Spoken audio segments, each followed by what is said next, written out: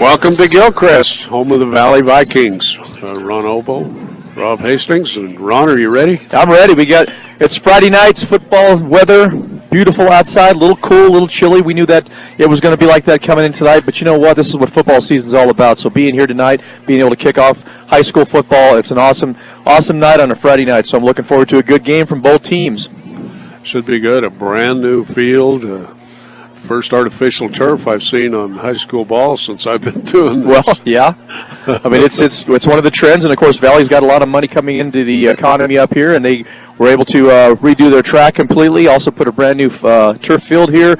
Also, a new baseball field off to the other side of us here. So you know, it's a nice facility, a great place to play a football game. Got a great set of lights here. The field's lit up really well, so it should be an excellent night for football. We just hope that Brush can get it all together here and get themselves start off this week here, finish off the week of a good week of practice and get themselves a win tonight. Okay, the Beet Diggers deferred. They won the toss. They'll get choice in the second half, and they're going to kick it away. So, how about our starting lineups, Ron? 2018 football sponsors are leading that out. The Beet Diggers starting lineup is brought to you by Equitable Savings and Loan. Mobile banking on the go makes banking easier for you when you're on the go. Check it out today. All right. Equitable Savings and Loan. For tonight, the starting lineup for the Brush Beet Diggers. At number 10, a senior wide receiver linebacker, Jade Queen. A freshman quarterback and defensive back, Alejandro Maltos Garcia. We have junior tight end defensive back, Luke Seawald.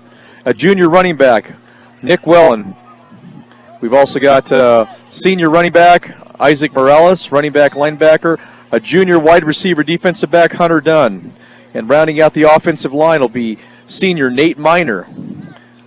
Josiah Fuentes, also another senior. Chase Barnett, another senior. Michael Nichols, a senior.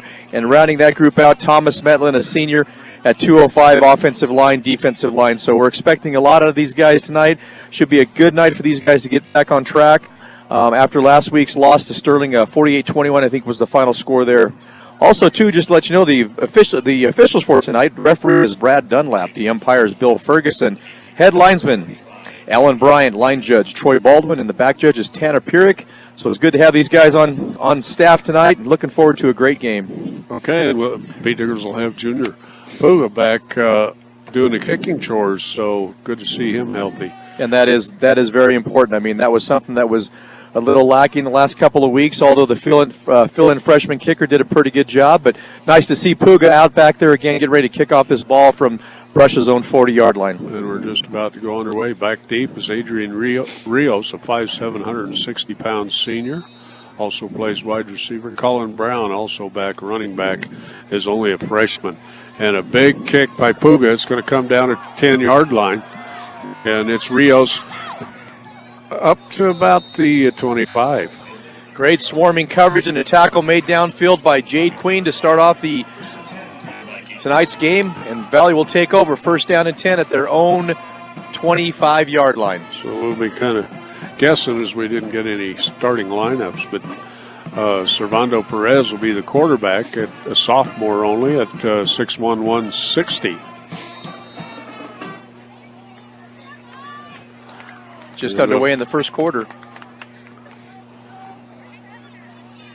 Looks like Jose Alvarez, one of the running backs, and a little underneath handoff, and about 2 yards there, maybe 3.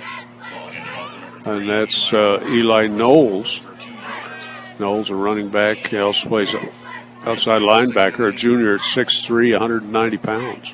I know talking to Coach Creighton earlier this week, I did state that we want to be able to get some pressure on the quarterback, not allow him to sit back there and throw the ball. That's where we were definitely picked apart last week when we played Sterling.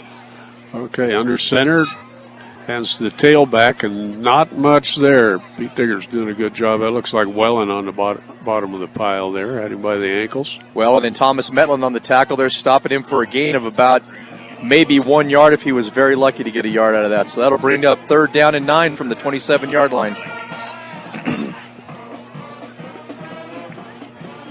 11 minutes to go. Ron Elbow along with Rob Hastings from Gilchrist, Colorado. The Brush Beet Diggers visiting the Valley Vikings. Okay. Tyler Kister will flex out to the near side. Wide receiver at 6'3", 180. He's covered by Rutherford. Back to pass. Big rush and hit down for a big loss inside the 15-yard line. As down goes Servando Perez. Did you see who got him? And exactly what Coach was talking about. I think that was Isaac Morales. They had a linebacker blitz that time. He came in, made the tackle, and blew that play up. And so now that puts him in a punting situation at 4th down. Okay. They're trying to pick up some of the players coming off the field that started. That was an 8-yard loss. Big loss there. 4th down and 17. And the kick is away. It's just going to drop about midfield, and Isaac Morales is just going to let it roll down to the Beet Digger 33-yard line. So the Diggers will take over after the punt. So how about that? That's a great starting position for Brush. Let's see what they come out and do. If it holds true, they're going to try to establish the run and control the clock here. I know talking to Coach Schwent after the game last week, that's always the forte for Brush, is they want to be able to control the line of scrimmage, run the ball. That way you keep the other team off the field, and it gives their defense plenty of rest, so when they come back on, they're ready to go. Okay, Alejandro Maltos Garcia. He'll be under center. Morales and Welland behind him. Queen is going to flex out to the near side. We got 4 wide receivers, 2 to the near side, 2 to the far side. And underneath, handoff goes to Welland right up the middle. He breaks free, still going, finally dragged down. He goes across the 50, down across the 40, down to the 30. Down to his 5-yard line, it looks line. like. They're going to set it right on the 35. Oh, man, that goes from the 33 to the 42 yards in that play right there, and a first down for Welland. You did your math real quick there. Digger started at 33. Headed north to our left. And the Beet Diggers go a different look this time. Wide receiver to the far side. Hand off to Morales. He heads up the center, and it's going to be pulled down, and we're going to get a horse collar tackle at the 21. Maybe the 22, but that's going to be a big penalty. So that'll be a 20-yard gain initially before the penalties assessed here. But a great job. Brush is they're hitting the hole quick. It's quick hitters, it's quick dives, it's quick trap plays, and they're catching Valley off guard and are able to pick up big yardage on those plays. The officials talking it over, and they're going to wave that one off. I didn't think it was a real. He kind of grabbed him by the shoulder pads and brought him down. Just kind of pulled him back a little bit, yes. But wasn't what you call your typical reach inside the shoulder pads and down backwards. So they're going to say it's a good tackle. So ball's set now at the 23s where they set it down. Maltos Garcia under center. And he's going to hand it to Welland, the right side. Welland's going to go to right, then to left, and into the end zone, I believe. It is touchdown, Beet Diggers, 23 yards. Wow, that comes at 8:47 of the first period. Beet Diggers will send Puga out for the extra point try. Welland doing a great job just running an inside trap there. Ran a 30 trap, and then as he saw the pursuit, he cut it back to the left-hand side where the linebackers had over pursued. He found a little alleyway there and got into the end zone, scored a touchdown. 8:47 high snap, kick is up. And it's good. A long time to get the signal there. Beet Diggers will go up 7-0 at 8:47 on the clock. Well, I need to talk about that opening kickoff that was brought to you by Buildings by Design. When it comes to experience, Buildings by Design is the best in the business. Quality, commitment, and experience makes Building by Design the only choice when it comes to your next project. It's Buildings by Design. Stop by or drive by and see some of their work at the rebuild of the Brush Fire Hall. Okay, the Beet Diggers are huddled up on the far side, and Cargill Meat Solution. Cargill works with the community to make sure there are jobs for the members of the communities they're in. That's Cargill Meat Solutions. The Diggers getting set to kick off again.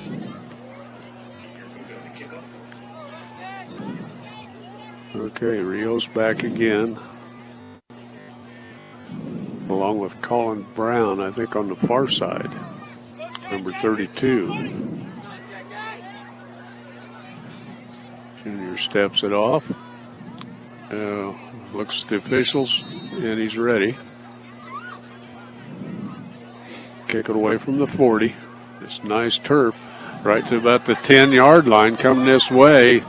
And, breaking a tackle, going off to the far side, and terrible tackle by the Beet Diggers, and a huge run from one side of the field to the other, finally hit down across the 50. And that was Colin Brown, number 32, the freshman. That was a run that shouldn't have happened. No, just a poor job on special teams of over pursuing, not staying in your lanes, closing down too quick, and not allowing that guy to get out into space there where there was nobody to keep him contained. Yeah, he had a tackler all over him, but it didn't wrap him up. Sorrento Perez leads them out. Next will be in the eye. Switch, pitch to the near side. Got some blockers out here. And a nice run. Oh, good tackle there right around the ankles. And that's on number 28. That's Ezekiel Santa Cruz, sophomore for the Valley Vikings. And that time what the offense did is they attacked the wide side of the field, which was the near side closest to us. Just were able to hook our defensive end and get outside there. And we had to rely on our linebackers to come over and make that tackle. And also our defensive backs had to come up and try to force him to get him inside so the linebackers could tackle him. 2nd and 6 at the 49 of the Beet Diggers. Valley got a shotgun snap this time. Pass going to the far side, and it's caught and chasing him down on the far side. Out of bounds at the 30-yard line. Hunter Dunn on Hunter Dunn, yep, on the defense over there. But that's a big pickup for the Vikings. I'm going to set that down at the 29. But that Tyler Kistler's a big kid. He's 6'1", 180 pounds, so a big target for the quarterback to throw to. And I'm sure they're gonna work on that all night long. They're just gonna find a weak spot if they can out there and just pick on him. 1st and 10 from the 29. Perez looks a little confusion here. And they've got an equipment problem, I think. Either equipment problem or there might be some blood. If there's some blood in his leg, they won't let him play, and I think that's what Coach Burkholder's pointing to right now. So they got to have the trainer come over and take care of that. Justin Girk, one of the running backs. And underneath handoff right up the middle for about 5 yards, right at 5 yards. And that's 28 again, Ezekiel Santa Cruz. Yep. Valley's now down inside the 25-yard line of Brush. 7 minutes and 30 seconds to go in the opening period. Brush leading by a score of 7-0, but Valley's knocking at the door. Ball at the 24-yard line after that 5-yard pickup.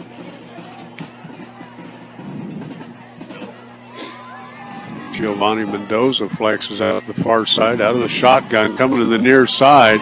Telegraphed that all the way. Another nice pickup by Tyler Kistler. He's going to have the first down inside the 10-yard line. It looks. Yeah, they're just taking 13. They're just rotating Kistler from one side to the other, having him run about an 8-yard route and a quick out, and just getting the ball to him. Right as soon as he comes out of his break, the ball is delivered and it's right on target. He's making the big catch and just putting the pressure on the corners right now. Kistler will flex up to the left side. Mendoza to the near side. Going to go back into the shotgun. And back to pass again, looking for Kistler across the middle. And we're going to get a flag.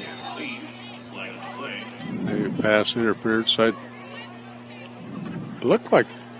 Not quite sure what that was from. Illegal man downfield. Yeah, but I guess number 77 from Valley was downfield on that pass, and you could see that as soon as that ball was thrown, he looked back at the quarterback to figure out whether or not he was past the line of scrimmage. So that will march it off here in a moment. That'll move them back to the 18-yard line. First down and 15.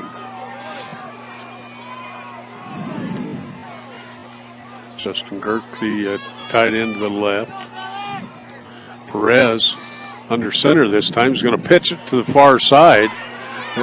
And nice tackle out there after about a 5-yard pickup. That's Isaac Morales on the tackle. Thomas Metlin doing a great job of getting upfield. He wasn't able to seal the edge there, but he was able to force him to have to widen that run, and that allowed our support to come up and get the tackle. Servando Perez runs to the coach on the near side, has to run to the far hash marks.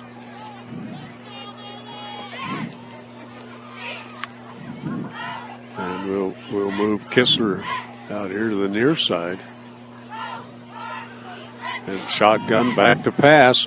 Going towards Kistler. Open in the end zone. Wide open. The cornerback load up. I don't know. He's looking back at the ball and not at the receiver. And that's TD for Valley Vikings. It was second down. That was a 14-yard pass play for a touchdown.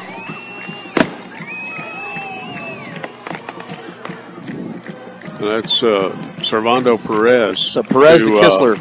Yeah, Tyler Kistler.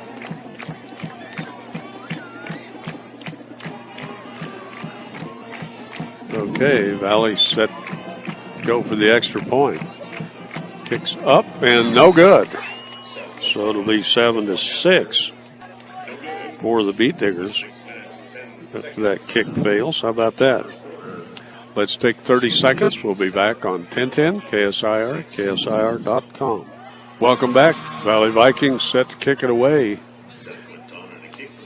Adrian Rios tees up the ball.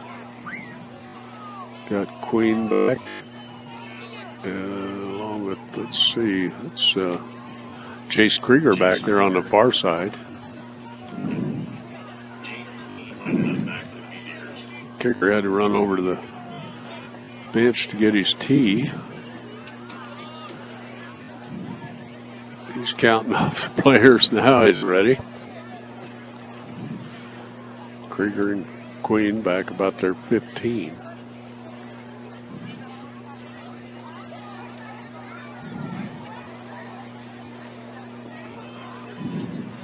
I think that's Giovanni Mendoza or Seth Quintana. It's kind of hard to see that number, whether it's a 16 or an 18 out there.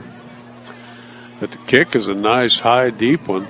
It's going to Queen about the 15-yard line. He's up the left side of the field, and he's going to run right into number 50. That's Marquise Quintana. 1st and 10 for the Beet Diggers. Start this second drive at the 35.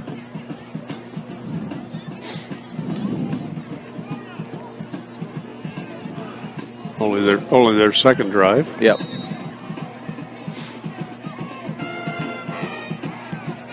Flex Queen to the near side.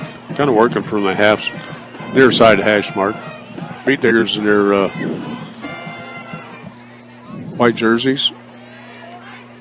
And a handoff to Welland. He steps through. He's crossed the 50. Still going. And he's finally going to be hit down inside the about the 42-yard line. Good blocking off the left side. That there was enough Vikings to finally get out there and put him down.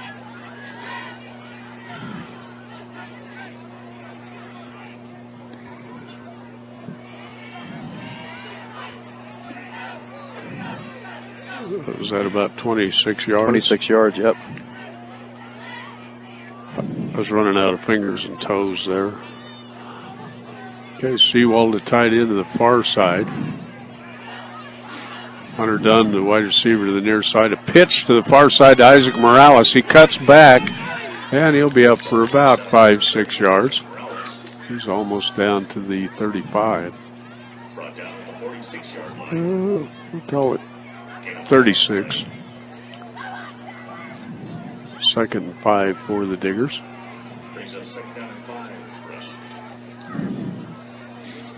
Edgar Escalani's bringing the play in. 2nd down to 5, exactly where they want to be, Rob. They're running the ball. They're picking up 5 yards at a crack. That's not bad for tonight to start this game off. Well, Leonard Morales in the backfield, in the tee, and got to stop.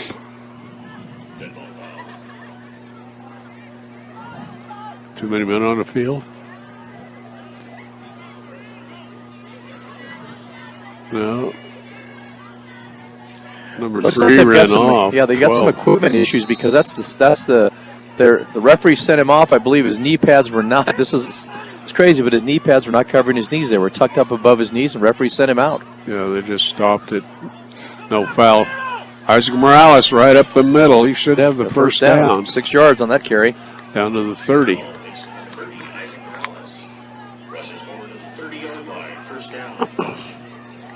Jose Alvarez running out there for the Vikings on defense.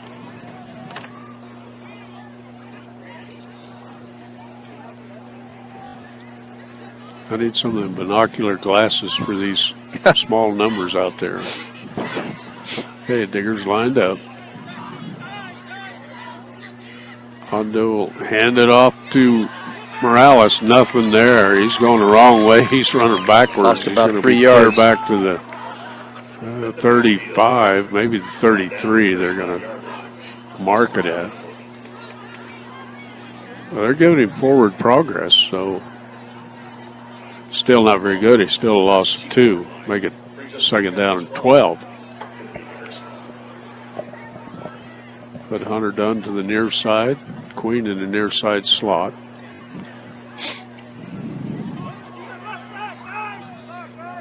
They'll put Queen in motion across the far side. And Wellen, right side. It's going to be up for about 4 yards is all. Bring up 3rd and long for the Diggers. Up 3rd and 7 or 8. Ooh, it's 3rd and 9. I thought he got a little bit more than that. Set the ball at 29. Escalante in with the play.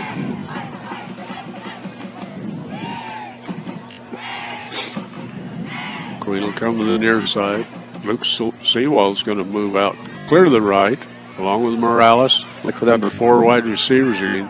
Escalante and Queen near the near side. Look for them to run a dive straight ahead. And we get a offsides. Yep. That'll stop the play.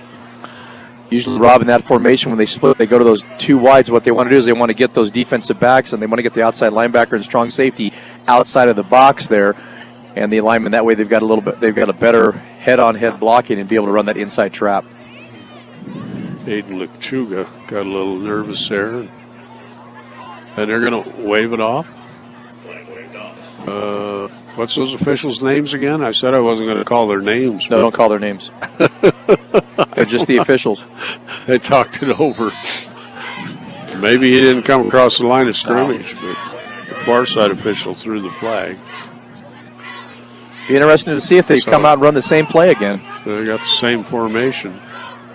Well, and the running back right up the middle. There's a big hole. He may go all the way and fumbles it into the end zone. To scramble for it, and it's going to go out of the end zone. That'll be a touchback for Valley, won't it? You know, that play from the beginning, once Wellen broke the line and got down to about the 8-yard line, he just had the ball in one hand there. He didn't have it tucked tight and looked odd for him. And, of course, with it's out there like that, that gave them the opportunity to pop it out of his hand. So wow, that's a huge deal there. That fumble by Wellen. Took away a potential scoring opportunity right there, especially being deep in Valley territory, and he fumbles the ball away. Yeah, Valley somewhere will around take the over. 3-yard line maybe. It went into the end zone. There's a scramble for it, and then it popped out of the pile and went out the end zone to the north side. Now it's Valley Vikings headed south.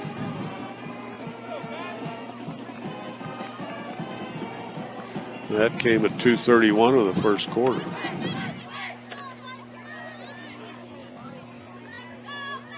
Okay, hand off to the deep back. Nice cutback and a gain of about 4. And that's 28 again, Ezekiel Santa Cruz. 2nd and 6. All just short of the 30. They'll put Kistler out to the left. Adrian Rios, the wide receiver, to the near side. And back to pass, looking for Kistler. Got coverage by Hunter Dunn. And Dunn tried to go for the knock it away, and jumping high was Kistler.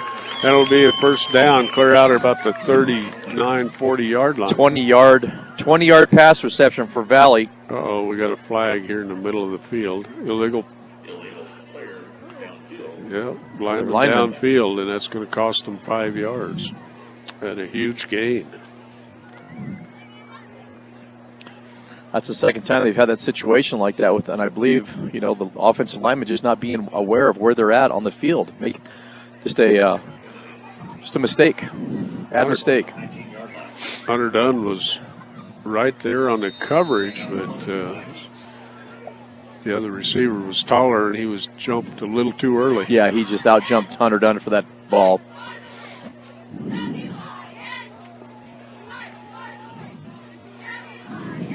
Kistler's listed at 6'3". He'll be out to the flexed out to the far side. They go out of that full house and looking to run, pulling it down. Oh, there's a flag coming. I thought it was a fumble. But is that a flag? No, he just ran right out of his shoe. His shoe came off. Oh, that was a shoe. Yep. Okay. He's going to have to try to get that on very quick or come off. Rolling down the field. Yep. And this is a artificial turf. And it's kind of fun to walk on out there, kind of squishy and nice, pretty green. Got shades of green. There's darker and lighter shades kind of spread out there. Okay, Vikings will send Rios to the near side. Serrano Perez hollering out signals. Now he's going to keep it. Queen's out there. He dodges him. He's up for the first down and hit out of bounds. Let's see who had that. It was Hunter Dunn, I think. No, Jace Krieger also on the tackle. Krieger, yeah. Seen the 3, but I didn't see the 4. So that's 1st and 10 for the Vikings. Vikings will send Giovanni Mendoza in with the play. He's a 5'7", 140-pound freshman. Vikings real young, as the Diggers are. Getting close to the end of the first period, inside of 30 seconds and counting here. Vikings get set to go, 1st and 10 from their own 31. And a deep handoff, flags again. I don't know. The Beat Diggers get a little anxious there.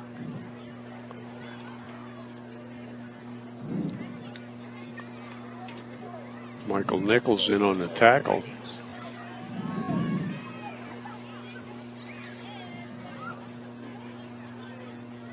And they're going to walk off 1 yard.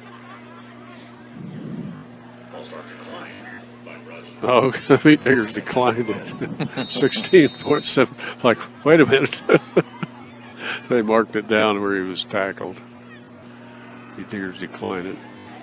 Serrano Perez runs the sideline, gets the play. Serrano's at 6'1", 160. Just a sophomore.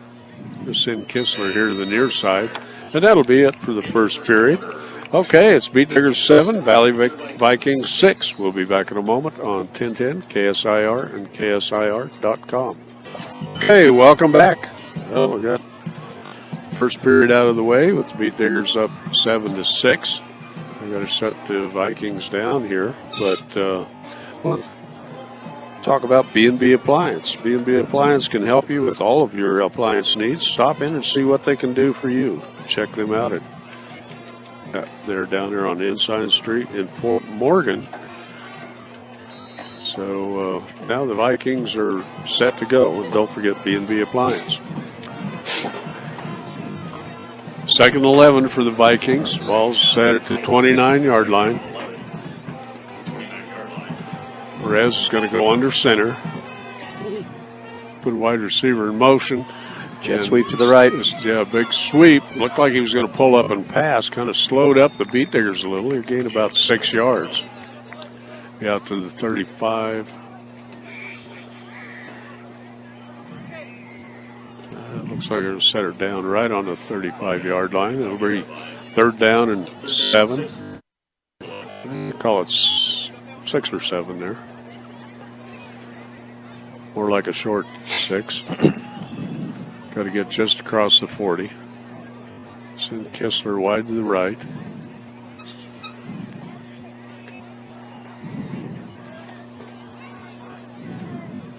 Perez under center. And he's going to hand it off to the near side. Pretty good blocking out here. It's going to be right at the first down marker. And that's 26 on the carry. That's Jeff Gore. They should call out the chains to measure that one. That was a slow developing play for Valley. He took the handoff to the left side, which left side of his line, our near side of the field here, and just kind of waited for his blocks to get set up before he made his move, put his foot in the ground, and went straight ahead forward and picked up the first down. So first and 10 for the Vikings at their own 41. Bring Kistler to the near side. Mendoza to the far side. Backs in the eye. They'll offset that eye as Perez back there. And let's see who's got it. Was Isaac Morales on the play there? and Nick I'm Wellen. looking for the ball. Yeah. There it is. Actually, Jade Queen and Nick Wellen on the tackle. They were a 2-yard gain there. But the running back was reaching back for the ball. It was kind of down between his legs, I think, there. Players started walking by. I thought there was a fumble for a moment. But Mendoza will go to the right side, work for the near side hash marks, just right in front of us here. With Knowles in motion, a pitch, and a nice run out there. No gain. Good Actually, work lost by 2 the yards. Beat Diggers. There's one jarring block on one of the Beat Diggers by the Vikings, but the rest of the Diggers come and cleaned it up.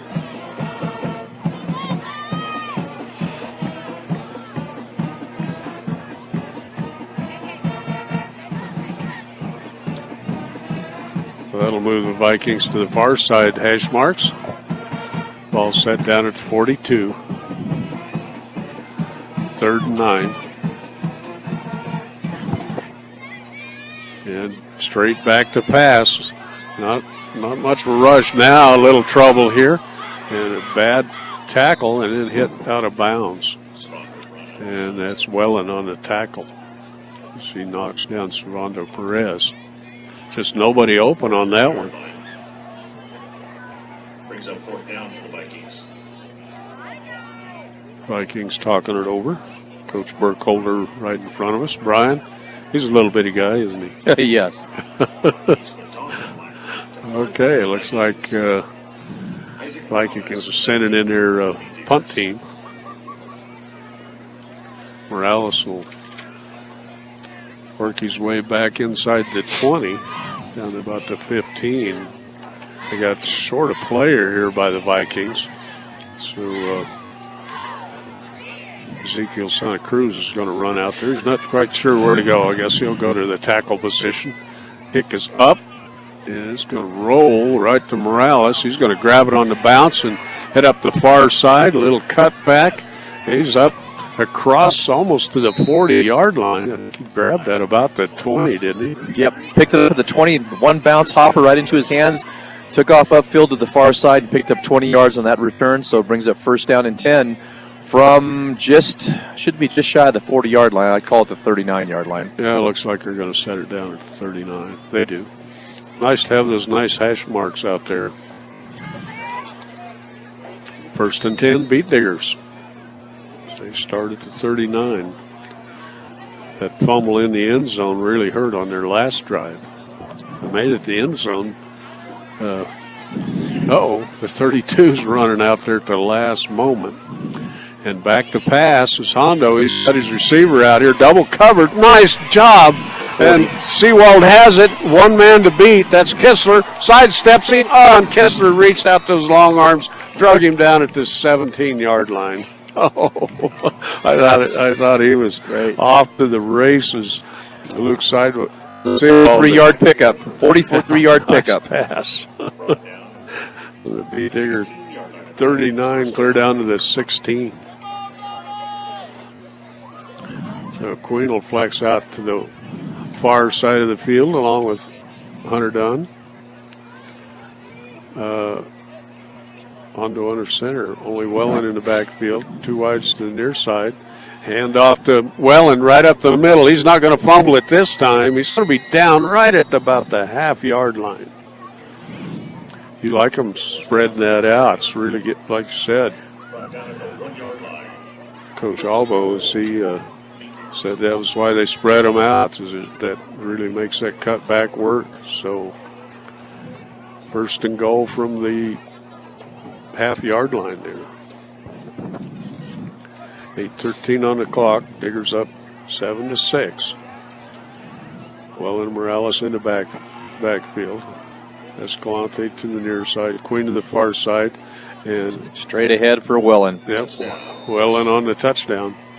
1 yard. He doesn't miss those 1-yarders, does he? No, he's Can't stop that. Good blocking up front by the Beat Diggers. Barnett in there, along with Thomas Metlin and Michael Nichols out of the heart there. Okay. Caden Swint will put the ball down for Junior Puga as he goes for the extra point. A little high snap, but a good set, and it'll be 14-6 for the Beat Diggers. How about that? Let's take a short timeout. We'll be back with more on 1010 KSIR and KSIR.com. Okay, Ron, as like you said, only a minute or a minute and 6 seconds on that scoring play, covering 61 yards. And it was set up by the 1st down and 10 play where there was a 43-yard pass play from Maltos Garcia to Luke Seawald to set that drive up inside scoring. And Junior Puga to kick it away to the far corner, dropping it as a receiver. Now he's going to pick it up, come to the near side, get stretched out, and hit down, still going. Beat Diggers got to wrap up. 3 of them heading by one hand, and that's number 10. Adrian Rios on the run. And we got a Beat Digger down here. Get your arm out that far. That's kind of scary, Ron. Yeah, it's not quite sure who that is. One of the little guys. But that'll set the ball down for the Vikings. They're going to set it at the 17-yard line. So they'll head north from there. Well, kind of wait and see what's going on there. How about Transwest? They believe the customers are number one. Check out their selection online or just stop by one of their dealerships in Fort Morgan or Sterling today. And that's Kyle Welland. The one that's slow to get up, but he's walking off on his own, so he should be fine. Okay, the Valley Vikings. 7:47 on the clock.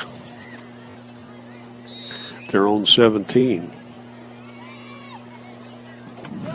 Both teams really young when you start looking at their rosters. They are their roster and sophomores and freshmen out there. Okay, out of the shotgun and a run by Rios. And he's off to the far side. Oh, and is he hit down hard. Nice tackle out there by Michael Nichols. Excuse me, that was Perez on the carry. And he's going to be slow to get up. And that's send the trainers out. That was a hard hit. I'm pretty sure that was Nichols on the hit. Just drove him backwards hard. Well, just tuned in. The Beat Diggers scored on their first drive on a 23-yard run by Nick Welland. That came at 8:41, I think, of the first quarter. Kick was good, made it 7-0. The Vikings came back in the first quarter at 6:11 with a 14-yard pass from Perez to Kistler. Kick fails, so it made it 7-6, and then what we just called on the last drive, 7:58 of the second quarter. But 1-yard run by Welland, and the kick was good. Makes it 14-6 now, as they're still working on the player across the way. So let's take a 30-second timeout. We'll be back with more on 1010 KSIR and KSIR.com. Okay, welcome back. And I think that's number 2, Josiah Murdrow. Wide receiver, free safety for the Vikings, is making his way off the field. 7 minutes. He's a blocker out there on the wing. So Valley, we get him off this side. Beat Diggers up 14-6 with 7:35 here in the first half. Hunter Dunn, the cornerback to the near side. And a little fumble on the snap and nothing doing as Perez is just surrounded by Beat Diggers. Yeah, I think that time Coach Creighton called a linebacker blitz on that play, and that ball was snapped low. The quarterback had to struggle to get it up. By the time he got his step to find out where he needed to go, the pressure was right there in his face and stopped him from picking up any yards. Great job on defense. Junior Puga out there on the defense. He's going to put a little more bulk in the line. Yep. He's a big kid. Well, it's nice to see him starting to get, he's getting healthy after that ankle problem that he had and just starting to, get himself into playing shape right now. So that's definitely a big plus for the defensive line today. They move Kistler out to the far side. Adrian Rios to the near side. And out of the shotgun, looking over here for Rios. He's open and he's got the pass. They're going to be out across the 30, out to about the 38-yard line. Surrounded by Beat Diggers, but nice pass. Just drove it right in there. Yeah, 25-yard pass play for a first down for Valley. Sets them up with first down and 10 at their own 37-yard line. You can kind of see the little more hop in the step of the Vikings. Kistler to the near side. They're on the far side hash mark, headed north. And the ball is fumbled up in the air, caught, and Perez is going to throw it over here to Kistler just a little bit high. Good cover there by Hunter Dunn. That one was a little high. Pretty good athletic move there by the quarterback. The hike was way high. He hit it with his hands. It went straight up in the air, and it come down in, and he completed the pass. 6 minutes and 14 seconds to go in the second quarter. Brush ahead by a score of 14-6. Ron Elbow along with Rob Hastings. You're listening to Beat Digger Football on 1010 KSIR and KSIR.com. Okay, now we're going to bring two wide receivers to the near side, stack them up. Beat Diggers.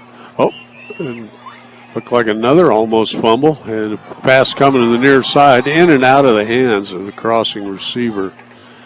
And that's 18, Giovanni Mendoza. Well, the Brush defensive line is starting to take control of this game right now. They're able to get pressure on the quarterback, and they're taking him off his rhythm compared to how he was at the beginning of the game. He was able to sit back there and step up and throw the ball with some authority. Right now, he's kind of scrambling a little bit, and the defense is putting pressure on him. So that's exactly what Coach Schwenta talked about. They want to be able to, and Coach Creighton saying they want to be able to get pressure up the middle for him and get him uncomfortable. Okay, Jason Gonzalez in for the Vikings. He's a freshman, too.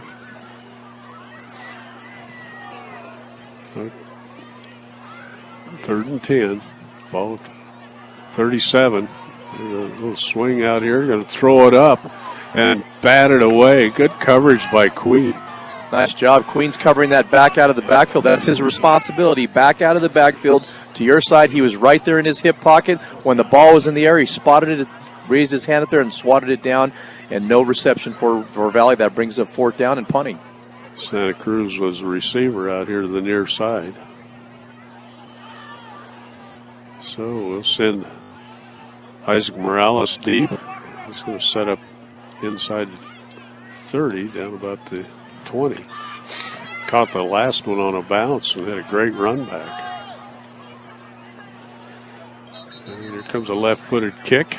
And whoops.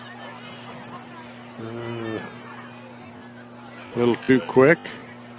Illegal procedure on the Vikings. It's going to cost them 5 yards, make it fourth down and 15. They'll set the ball down at the 31-yard line.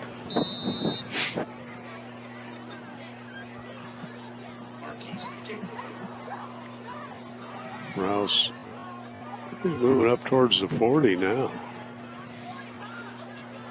There's that left-footed kick coming right to Morales, but he's going to back away from it. And A little confusion there by the young guys, but they're going to let the ball roll dead. How about the 33? 35-yard line.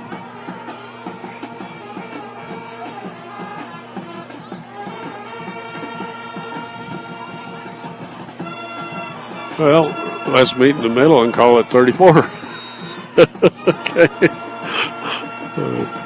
They finally set it on a far side hash mark. Speed Diggers, those white jerseys, gold pants, Cardinal leggings. Of course, Valley in the black uniforms and helmets and white numbers and leggings and shoes. On to under center, hands it to the left side. That's Morales. Not much. His second effort, he's going to be out across the 35. See where they mark it down. Mark it Well, right. they're marking Yeah, no gain. to 34. He might have gained a stripe on the ball, but that was about it. They didn't give him that second effort, No. so I think maybe the knee was down. Hunter Dunn to the far side, Queen to the near side. Peter still on the far side hash marks. And hand off to Wellen. He breaks one tackle. He's going to bring out across the 35, maybe to the 36.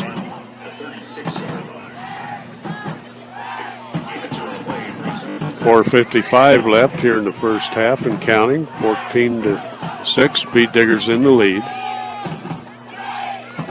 Alejandro Maltos Garcia calls out the play. Sends Escalante to the far side. Queen in the slot to the far side, right in the center of the field. And, it's Alejandro with the keeper. He's got some blockers. He breaks into the clear and down to across the 50. Down, let's see where they're going to mark him out, about the 40-yard line of the Valley Vikings. Good call that time. Coach Schwint called that was a bootleg left.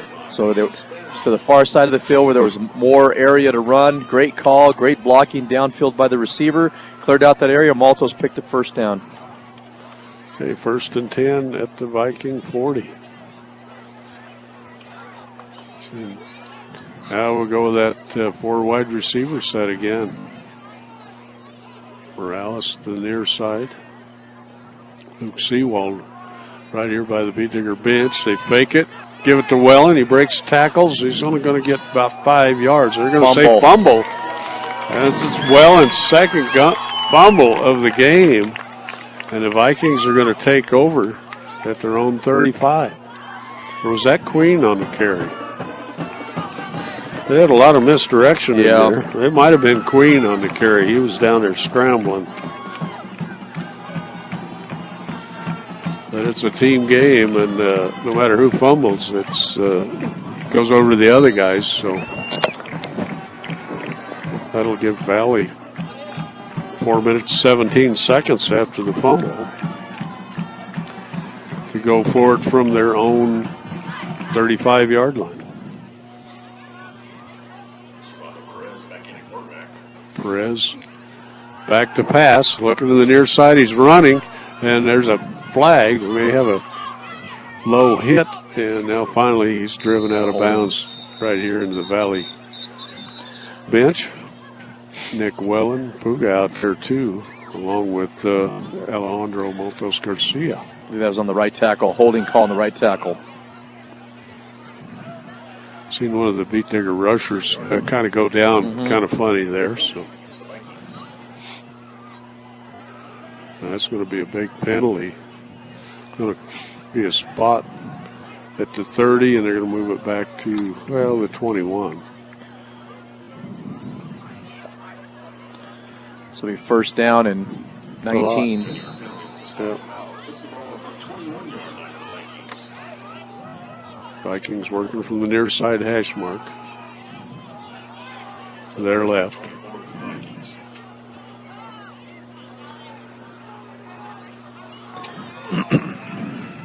Okay, we've got a flag on the play. A nice, out into the open. This could go all the way.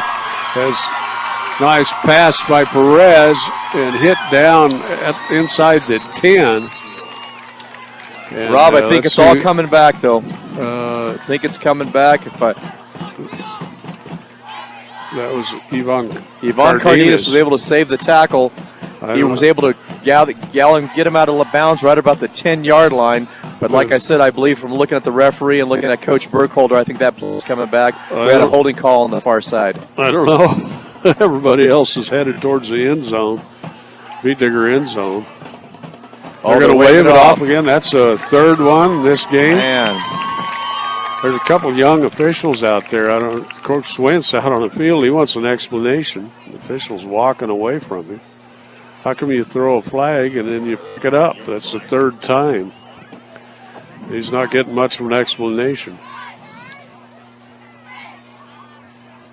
But that'll be ball set right on the 10-yard line. 1st and 10 for the Vikings.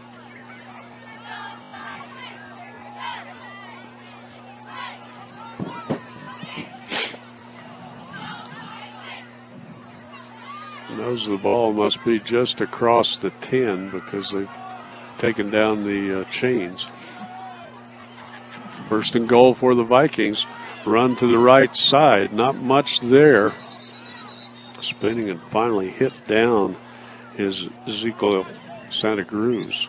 Welling in on the tackle with a couple other Beet Diggers.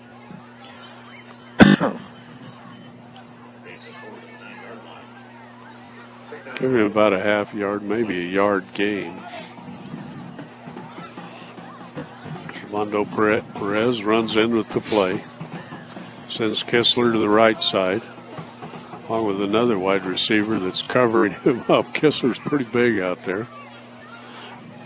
And here's a keeper by Perez. He's coming out to the near side. Nobody's going to catch him. Well, maybe. No, they're going to say a touchdown. We may have reached the ball out there. So that'll be 14 to 12. The Vikings set to go for the extra point. Looks like they're going to go for 2. Try to tie this up.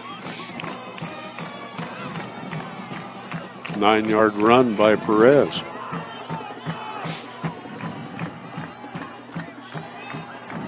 Well, you know, Rob, as you watched how the defense lined up and what Valley has been doing all night long, they had that big receiver on the far side of the field. So, of course, Brush is automatically rotating the coverage over there, knowing that, hey, listen, they're probably going to try to go to this guy in the situation. A great call for a bootleg and a quarterback roll left and a touchdown. Got a little motion by the far side receivers. They go for 2.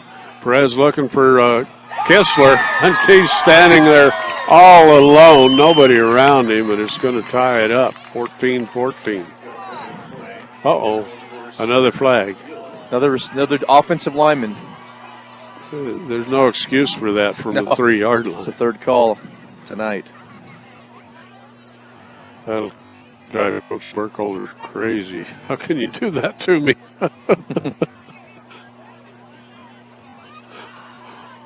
Oh, dear. That's easy for us to say. Or me to say, anyway.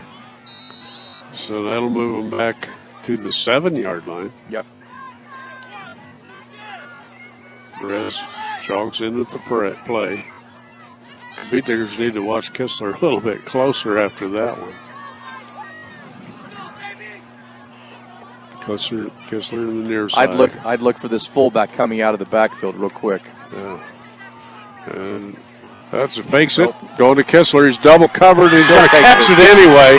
Right over the top of Hunter Dunn. And, whoa, look out for the fireworks. And Ivan Cardenas.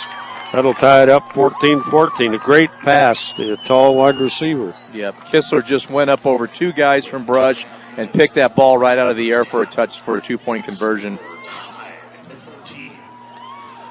Wow, how about that one? 2-point conversion. Okay, well, let's take 30 seconds. We'll be back in a moment. Tied up 14-14 here on 1010 KSIR, KSIR.com. Okay, welcome back. 2:50 left in the first half. Tied up 14-14.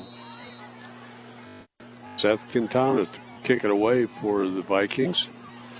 And a nice hard kick coming to Queen here to the near side. And he takes a cut and across the 40, and we get a flag coming from behind to play. Oh, it's Krieger on the carry, sorry. It's going against the Beet Diggers. Throw that flag down at 35.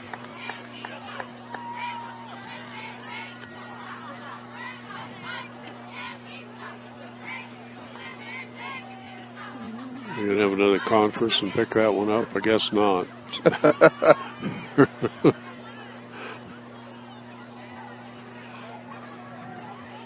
Mark that off from the 30. Clear back to the 25. Well, the Beet Digger will take on over after the kickoff. Beet Diggers will head south. 2:41 on the clock here in the first half.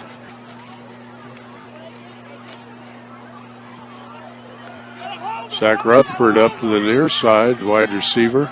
And a handoff to Queen, and he's not going to go anywhere, but that was about a big wreck as Alejandro got tackled just as he was handing the ball off.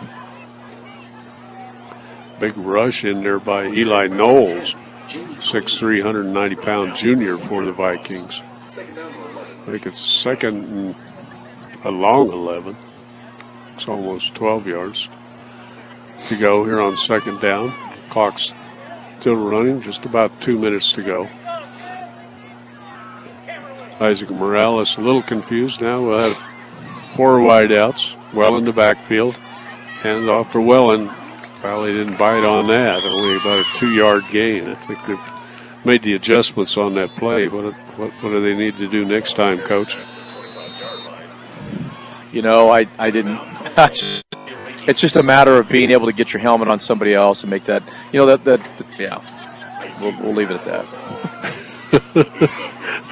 Or if they, that's going to free up those wide receivers real quick if they bunch up the middle. Yes. So we got a timeout. So let's talk about some of our other friends here, like Morgan Community College. Morgan Community College is there to make your dreams become a reality for both traditional and non-traditional students. Check them out at morgancc.edu. Beet Diggers coming right back out. I know Coach Schwint in this situation right now. I think he likes to go deep, so I wouldn't doubt him trying to get this ball downfield to Rutherford. Yeah, Rutherford. Looking where the coverage at. The safety's up, playing up close, so they might see if they can get him behind that safety. Rutherford here on the near side. He heads down the field. And a little pass out here to Queen. He picks it up across the 40, breaks a tackle, still going across the 50, down to the 30, and he's going to get hit down about the 28-yard line, maybe the 29 of the Vikings. Huge play for the Beet Diggers as Rutherford cleared him out a little bit. Yep. Queen on the crossing pattern made it from the far side to the near side and down the field. Huge pass play there, a 45-yard pickup for Brush and a first down. Clock running with 1:25 and counting.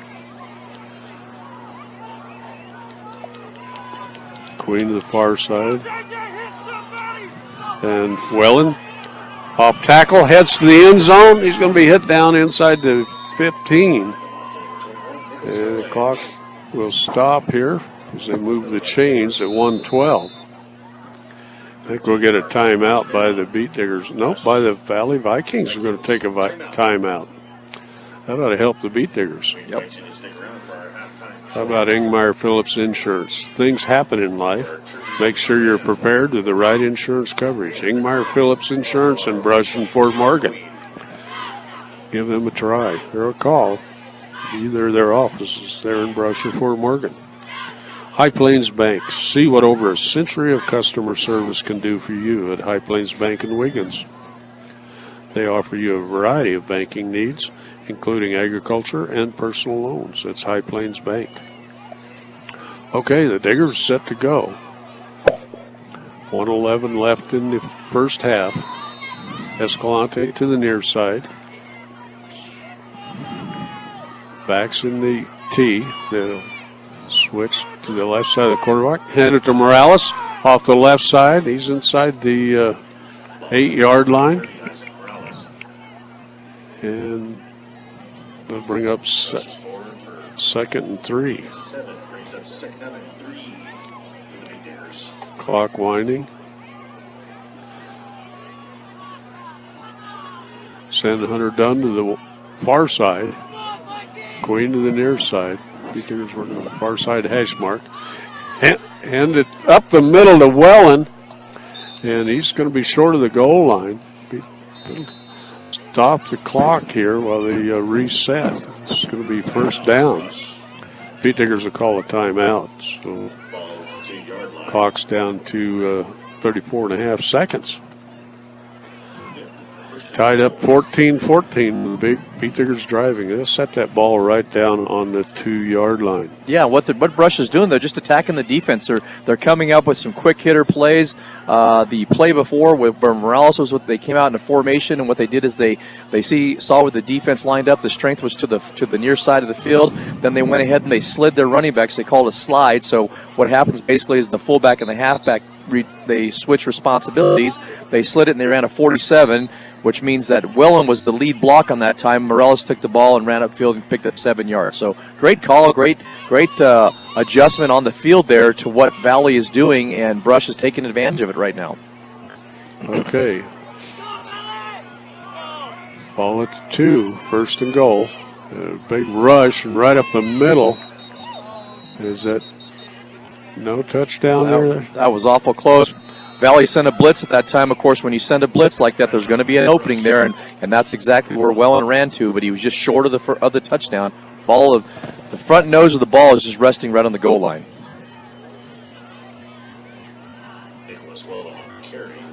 That was Wellen on the carry. So they talk about that. How about Northeastern? When it comes to your future, Northeastern is miles ahead in their college that's close to home, Northeastern Junior College. In this formation, we'll see where the tight end lines up at. Tight end's on the near side of the field. I look for them to run right now a 46. Well, they'll have the lead block with Morales and straight ahead give the ball to Nick Wellen for a touchdown. Oh, Alejandro. Quarterback sneak. A sneak. No hands going in. There it is. Finally, they're a little slow on the call, but the Beat Diggers will take the lead now, 20-14. That's very seldom that Wellen doesn't get that 1-yard run for the touchdown, but we'll give that to Alejandro. Beat Diggers set to go for the extra point. Junior Fuga. And we get flags and got a little offside there.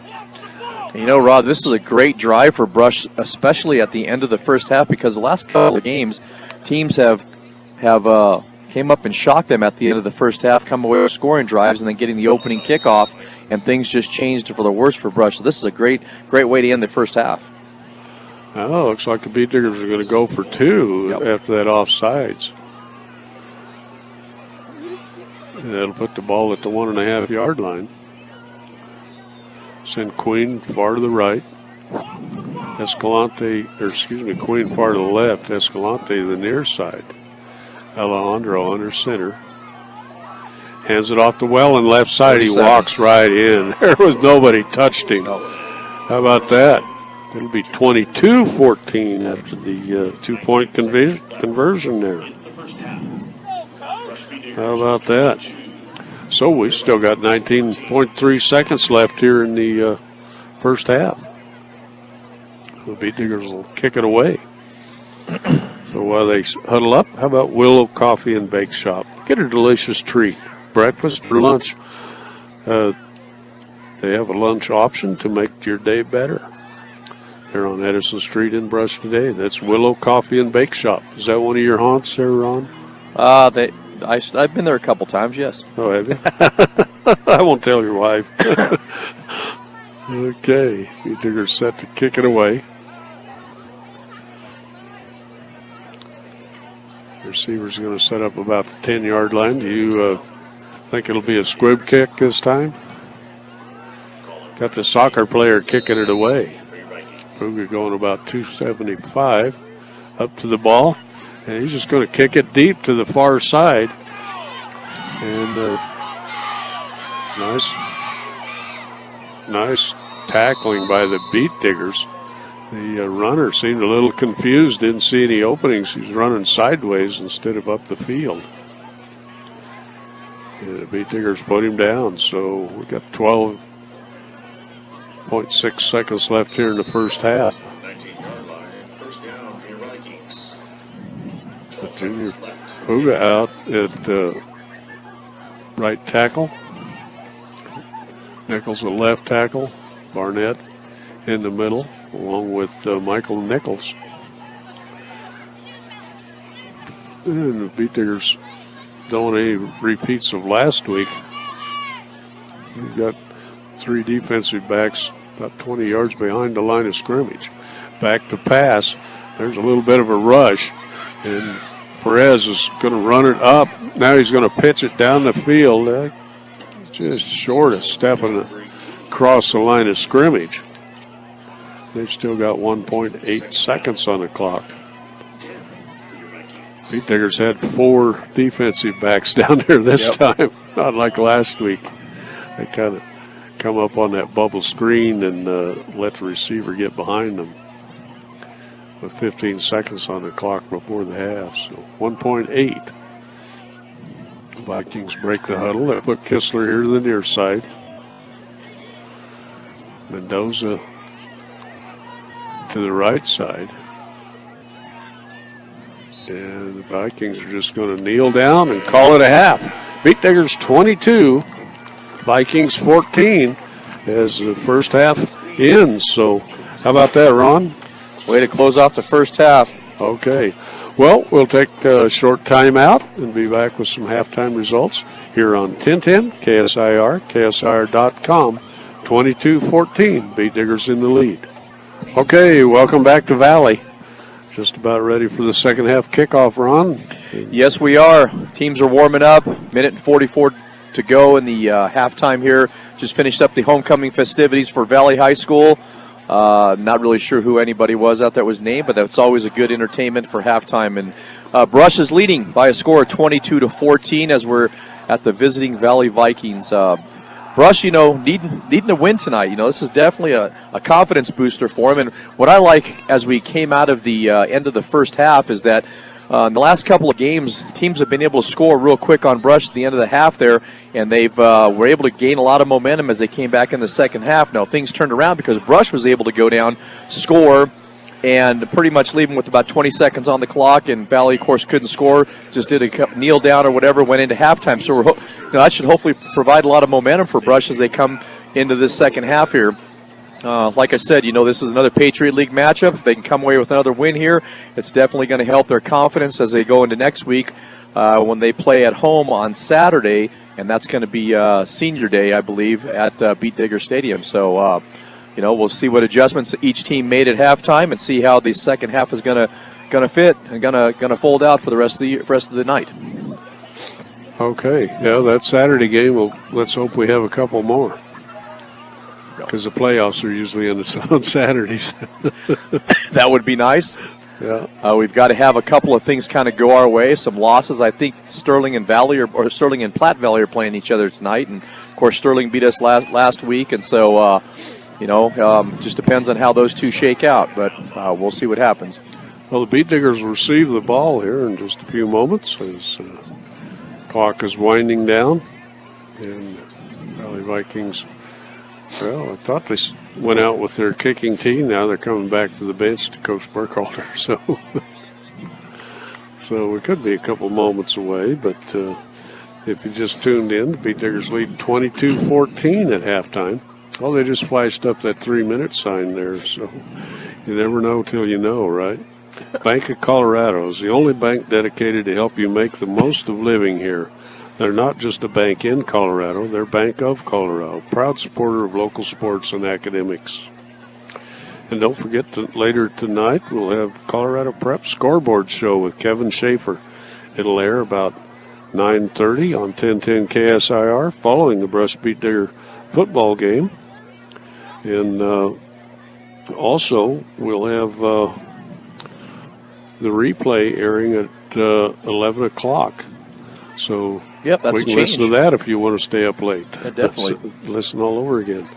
Hey, the halftime show is brought to you by Stubbs Gas and Oil. Fill up your cooler and gas up your car at Stubbs Gas and Oil. Easy and convenient. Make them the only stop you need on your way to the big game. That's Stubbs Gas and Oil. Or if you're on your way to Jackson Lake State Park, that's where you pick up your bait and your fishing line. You can pick up all those goodies there on the way out to the lake. I've done that a few times too. So Stubbs has got everything you're looking for there. If you're hungry, you need something to drink, you need a quick snack, that's the place to stop. They got a big crew, and they have some great food in there. Yep. I think I had a chimichanga last time I went through. So, yeah, they're great. Anyway. And we haven't talked about State Farm Insurance. Like a good neighbor, Greg Mullen and his team are there to make the insurance world easy for you. Call them at 842-4555. It's State Farm Insurance, Greg Mullen Agency. Okay, we're just about ready to get underway. Looks like Manuel Cervantes is getting ready to kick it away. Jade Queen deep with Chase Krieger back there. Jade and Jace. Queen on the far side. The Beat Diggers will be on our left to the north. Valley on our right. That black uniforms, black helmets, white trims. Beat Diggers, their Cardinal helmets, white jerseys, and Cardinal socks. Cardinal socks and gold pants. And there's a little pooch kick. It may go out of bounds. Yeah, it hit down about the 29-yard line. So the Beat Diggers will get good field position here to start the second half. Up 22-14.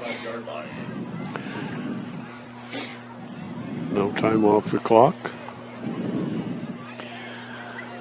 And if you're tuning in, Brush will be headed from left to right on your dial as they take over their first possession at the start of the third quarter. Ron Elbow along with Rob Hastings from Gilchrist, Colorado. Brush taking on the Valley Vikings. Zachary Rutherford is going to flex out to the far side. Beat Diggers right in the center of the field at the 35-yard line, 1st and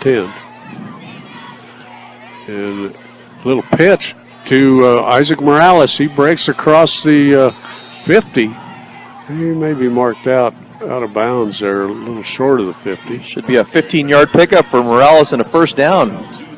It was a kind of a fake to Wellen and a pitch out to Morales, and he had blockers and speed to get right to the 50, so 15 yards on that one.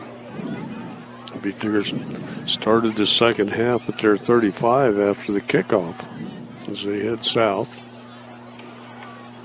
1st and 10. That was just a quick 59 pitch to the far side of the field. Okay, hand off to Wellen, left side. He's just driving forward. He'll pick up about 4. Yeah, good 4 yards. Call it 2nd and 6. They mark it right at the 46-yard line of the Vikings.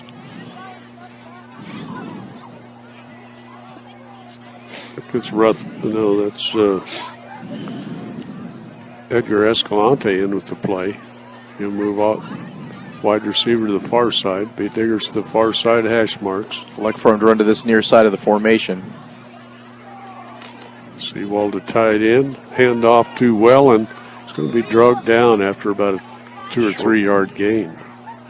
Nice tackle out there by, is that 26? Or he's going to be about Daniel 3 yards Cervantes? short. Yeah. There's Jeff Gore on the tackle. I think he's a wrestler for the Vikings.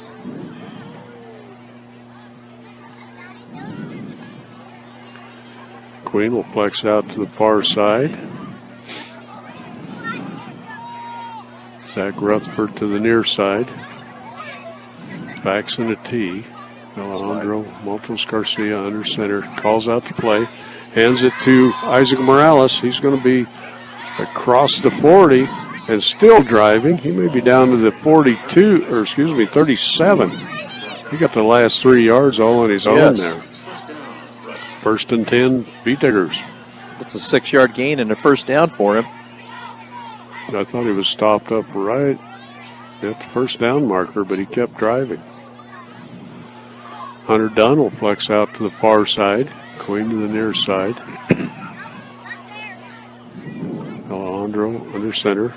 Hands it right up the middle to Welland, just to the left side. Nothing pretty there, just about 4 yards there by Welland. You see Michael Nichols is driving forward. 34. I'll call it second down and 6. Make it 7. He didn't quite get to the next marker. Escalante to the far side. Queen in the slot to the far side. And Alejandro back to pass. Oh, wide open is Queen. Good stiff arm. He may go all the way. One man to beat. Score. And it's touchdown. Beat Diggers. How about that? 33-yard TD for the Beat Diggers.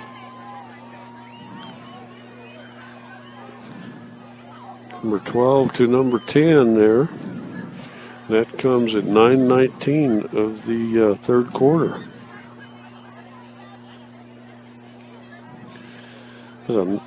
Queen was just wide open by a mile, wasn't he? Well, maybe not a real mile. He was deep. He was the underneath route there, Ooh, kick is up and it is good. and good. How about that? Beat Diggers will go up 29-14 here at 9:19 of the third quarter. We'll be back in 30 seconds on 1010 KSIR and KSIR.com. Junior Fuga sets the ball down. He's going to kick it away to the Vikings. Going left from our left to right. Fuga up to the ball. It's a nice deep kick going to that far corner again. And up to the near side. Breaking tackles, breaking into the clear, and the only one between him and the goal line is Fuga. Nobody's going to catch the Valley Viking. And he's going to go about 90 yards there.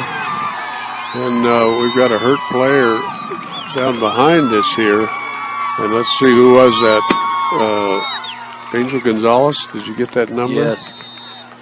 Number 38. Yep. Wow. That was about an 80-yard touchdown run, wasn't it? Yep. 81 yards, I believe. Looks like Seth Quintana's down. Going to help him off with one leg in the air. He's got some real skinny legs, too, wasn't it? Another player over there help him to the edge. So that drive didn't take very long. 5:01 here. 9:01, excuse me. Got the post in the way. Yes. Took 10 seconds. This is a fast run down the field. Don't want to give up 10-second drives. Well, it's 29-20, and the Vikings look like they're going to go for 2.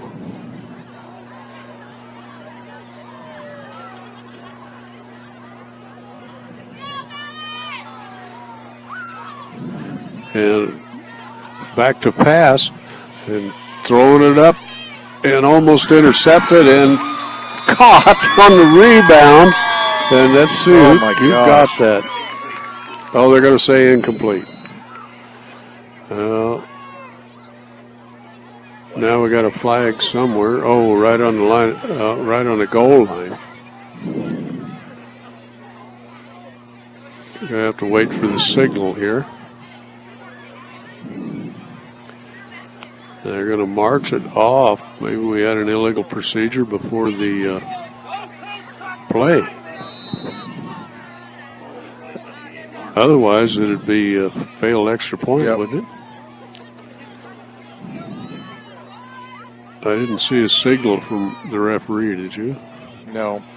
That's about the only thing it could have been, was a false start or something on that order. I'll send Tyler Kistler to the right, along with Xander Ketcher. And out of the shotgun is Perez, throws it right wide open is Kistler. 4 defensive backs right there, and 2-point conversion makes it 29-22. with the Beat Diggers still in the lead, but 29-22. So we'll be back in a moment on 1010 KSIR, KSIR.com.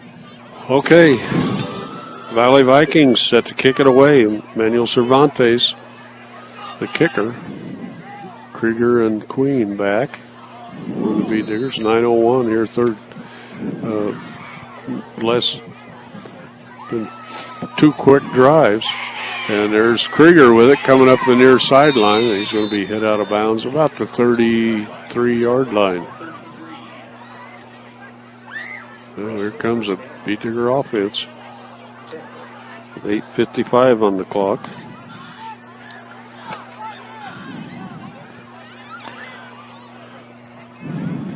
Ball will be set on the 33-yard line. Yeah. Beat Diggers will head south again.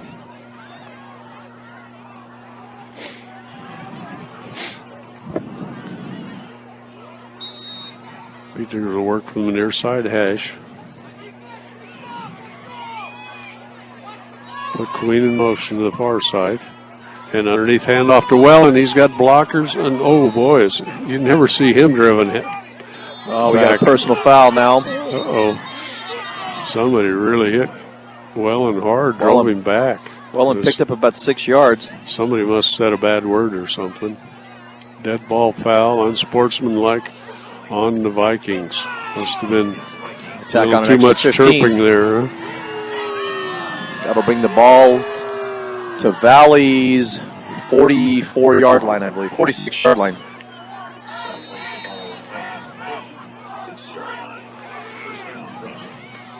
Made a great play, and then somebody else messed it up. 1st and 10 Diggers. Ball at the 46-yard line of the Vikings. Alejandro under center. Hands it to Morales, and he's going to be up for 6 yards. He's going to be down to the Valley Viking 40-yard line.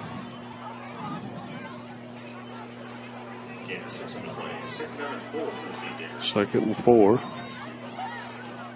29-22 on the scoreboard. Beat Diggers in the lead and driving at 8 minutes of the third period. Zach Rutherford in with the play.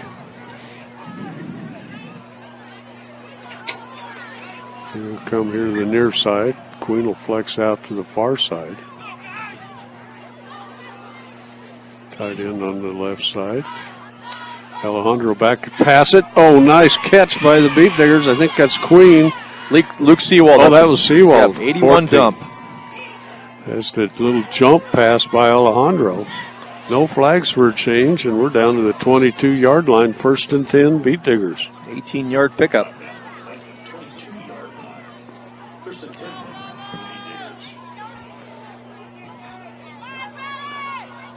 Okay. Escalante to the near side. Queen in the slot, near side, working from the far side hash marks. Queen in motion towards the Beat Digger bench. Wellen off the left side, breaks a tackle, drives forward. He's going to be close to a first down. Should pick up about 10 or 11. Pickup of See where they mark it down here. 9. Looks like the 13-yard line. So it'll be 2nd and 1 for the Beat Diggers.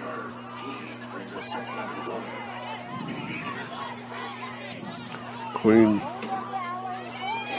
goes in the slot left. Wide receiver out beyond him. We get a little motion there. And lots of flags. One of the Vikings jumped, and I think one of the Beat Diggers reacted, and they're going to call false start on the Beat Diggers. That would have been on our tight end on this side, which is Luke Seawald. He jumped. 6 minutes and 33 seconds to go in the third quarter. Brush leading by a score of 29-22, and they are driving. They're at the 13-yard line of Valley's, looking to score. Okay, Hunter Dunn flexes out to the far side. Queen, they're going from the far side hash marks. 2nd and 5.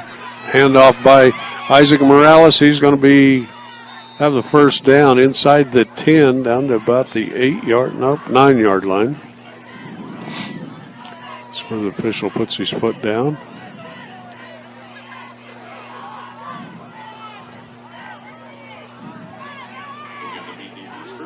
That'll be first and goal for the Beet Diggers from the 9-yard line.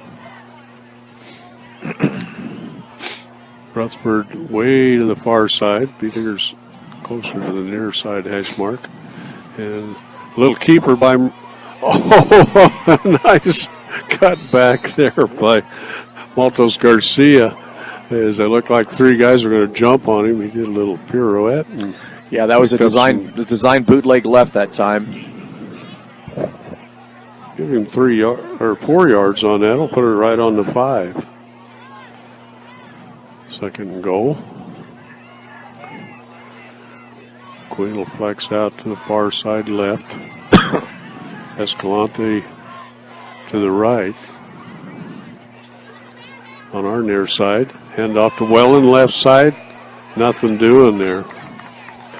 Good tackle there by Eli Knowles, number 3, 6'3", 190 pound. And he's a junior for the Vikings. I'll give Wellen 1 yard on the carry. Third and goal from the 4.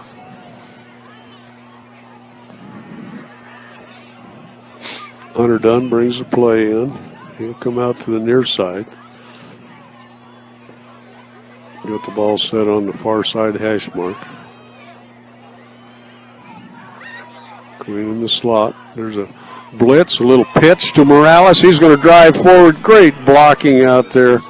And let's see, that's big number 51 on the good block out there, Nathaniel Miner. So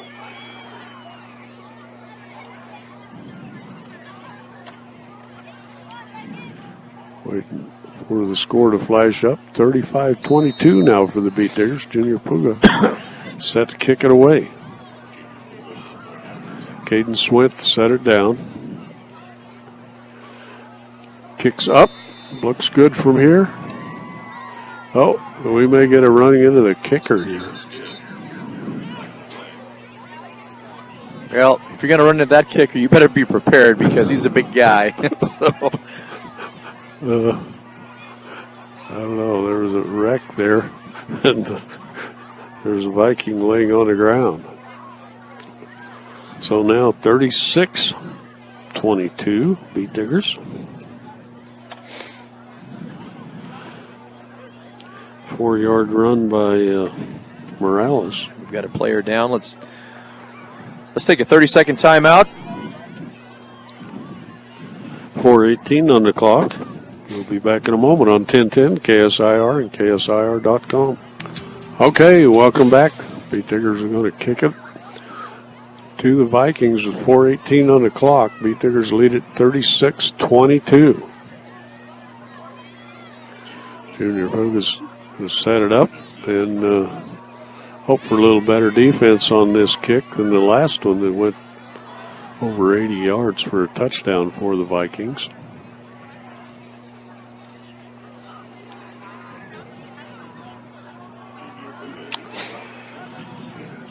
Angel Gonzalez is to the far side. This Puga's set to go. He's going to kick it right down the middle and into the end zone. That'll be a touchback. Put a little more foot into it that time. Gets 32. Colin Brown caught the ball, stepped into the end zone. The officials having a little discussion again. I think the ball's still going to come out to the 20. Not sure he didn't catch it about the half-yard mark and then step back into the end zone. Yep. Interestingly enough, in that last defensive series, Tyler Kessler came out of the game, and he's on the sidelines right now. I don't know whether he's going to be heading back in or not, but, you know, Valley's on offense, so you'd think he would need to be in there. He's been a big part of their offense so far. Okay, there's a...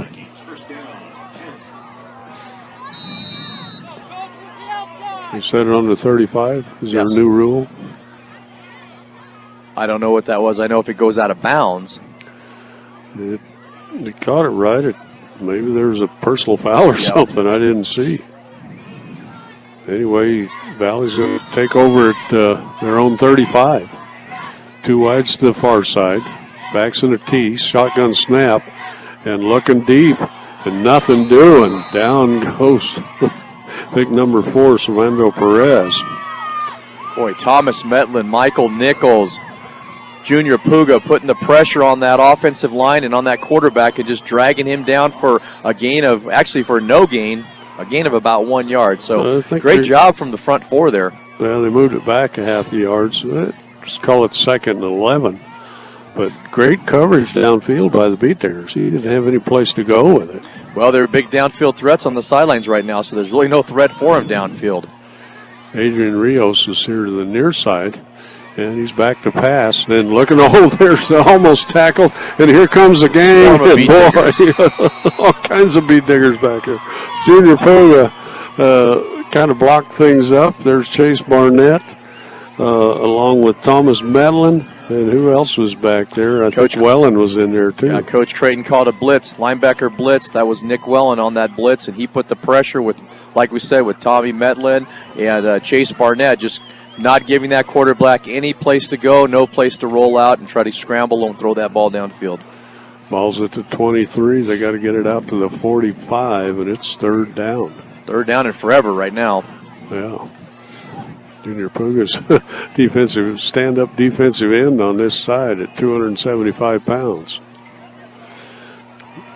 And they're looking for a pass, not much.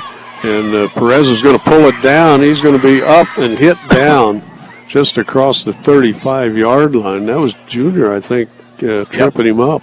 And he gets back, well, actually better than the original line of scrimmage. Now that brings up 4th down and about 7 yards at this point.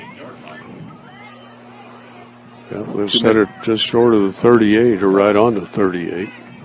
2 minutes and 17 seconds to go in the 3rd quarter. Brush leading by a score of 36-22. But Valley is driving right now with a big 4th down play for them. Valley's heading from right to left on your dial. Jason Gonzalez coming in. He's a backup quarterback. Number 1. Let's see where he lines up. This could be a little quick pass to the quarterback, that other quarterback, and then another throw downfield. A double pass. Depending on where he lines up at. We're going to get a delay of game. Yep. Maybe they were just trying to pull them off sides. I don't know. Yeah, they just looked like they were scrambling, trying to figure out what to do. And not sure what Valley was thinking at that time, but really I know that Coach Burkholder's not too happy about that, but they've got to be aware of the clock and what's going on there. And if they need to call a timeout, you call a timeout so you don't lose. The joke, yeah, Coach Burkholder was clear out to the hash marks. Now he's trying to get the wide receivers to flex out far to the far side. Yep. Must have a trick play that not everybody's sure what they're going to do. But they're going to go for it. And there's a running for his life is Perez. He's throwing it down the field, and nobody's there.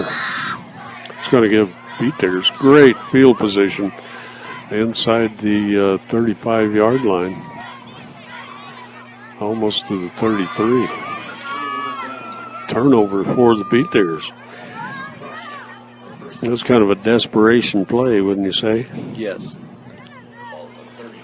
And that is a great defensive stand for Brush right now in the game, so they just get a chance now to get the ball back and once again just keep working that ball down the field and get in scoring position again. The clock's been winding, 1:12 on the clock here in the 3rd quarter. And the Beat Diggers with the 36-22 lead. And Alejandro under center, looking to pass it deep. Down towards the end zone, throws it up high and in and out of the hands of the defender. Not sure where he was going that time, Rob, because Luke Seawald was this wide receiver on the near side of the field, and there was nobody on him. He was wide open. Luke threw his hand up to signal to him that he was wide open. If Alejandro Maltos would have been able to see that, it would have been a touchdown because there was nobody on him. That kind of threw up a pass right to the goal line. One of those rainbows that drop down, just not in the right place. So Queen will flex out to the left. Hunter Dunn to the near side, working on the near side hash marks. Yeah, hand it to Wellen off the left side. He's going to be up close to the first down. Going to bring up third and about a yard. He picks up about 9 yards. A good job of blocking by the Beet Diggers off the left side.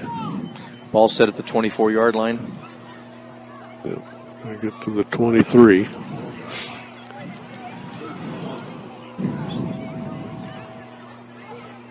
Queen to the left side.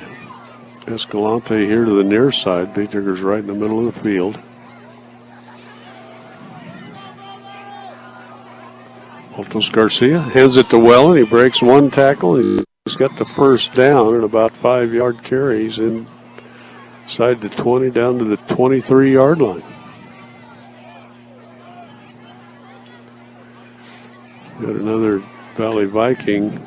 Down to the that's Servando Perez. down to the 18-yard line. And looks like he's cramping up there a little, but he's not going to come out. Either that or he's got a little owie. Oh, that'll be the quarter. How about that? It faded away on us. 36-22. Beet Diggers in the lead as we're going to head to the fourth quarter. We'll be back in a moment on 1010 KSIR, KSIR.com. Our local high school sports broadcasts are brought to you with the support of Equitable Savings. Okay, 12 minutes to go. Beet Diggers lead 36-22. And they're driving. First and 10. Ball's on the 18-yard line. Alejandro back to pass. He's got Queen, and Queen ran a little bit before the ball got there. Popped right out of his hands. So a good throw by Alejandro. And Jade slaps his hands together. Saying he should have had that one. Should have just need to catch the ball. Got in too much of a hurry trying to get upfield right away without securing the ball. It was just a real quick hitter pass. He'll flex out to the far side. Hunter Dunn to the near side. And right up the middle goes Wellen. It's going to be an 18-yard TD for Wellen. There was just right up the gut, and nobody was home. A little bit of passing kind of loosens up the middle, Ron. Yes, it does. I'm running out of room here on my paper. 18 yards for the Beet Diggers, and they'll set up for another Puga extra point try.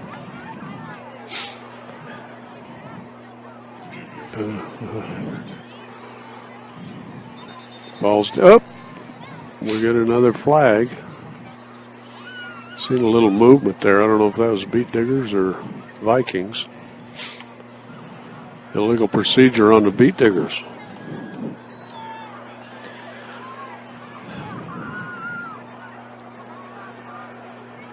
Are you shivering, Ron? Just a bit. Just a little bit? Okay.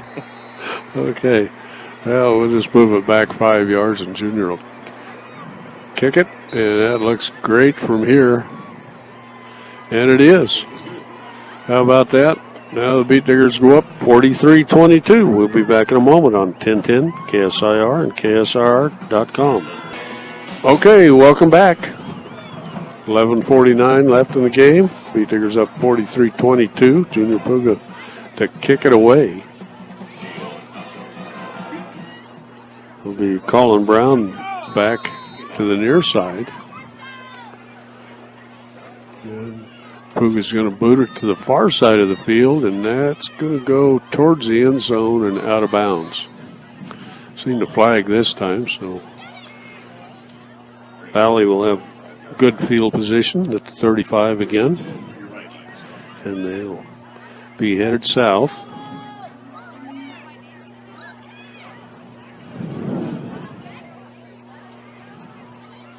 Let's see who we got out there for receivers. Servando Perez brings a play in.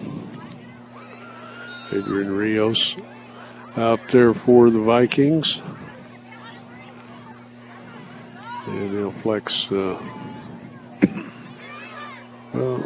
number 10 out to the near side. That's Rios. He got away with 12 guys in the huddle. And back to pass over to the far side. Not much there. Good tackle. Is that Jace Krieger on the tackle? Or Hunter Dunn?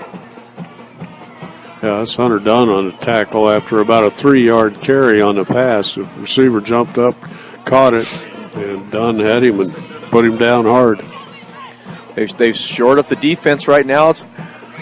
Valley's, like I said, with Valley's big threat being on the sidelines, it's taken a lot of the pressure off the defensive backs, and now they're just able to focus on that and come up and make great tackles and not have to worry about somebody going deep behind them.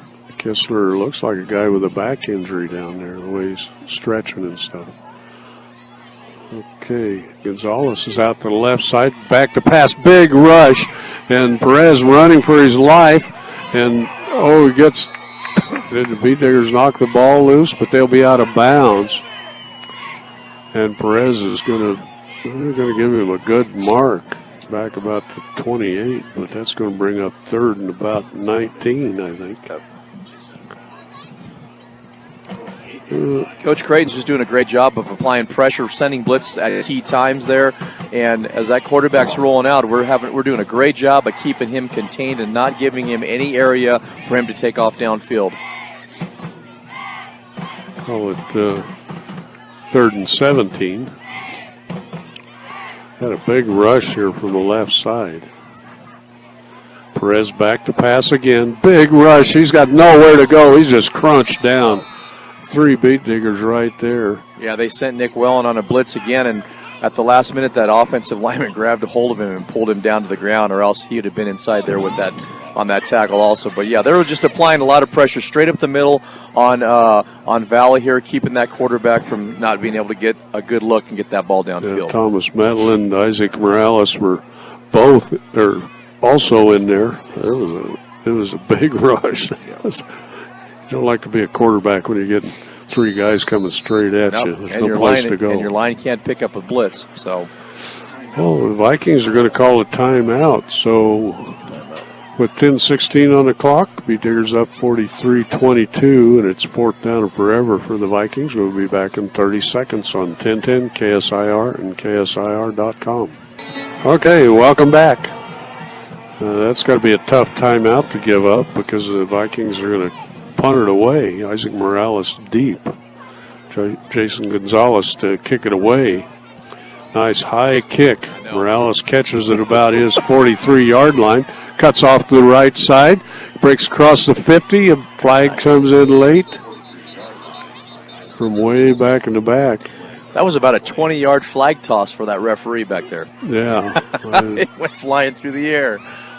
Holding or something coming up here on the Beat Diggers. He's going to even throw it 23 yards ahead. Personal foul.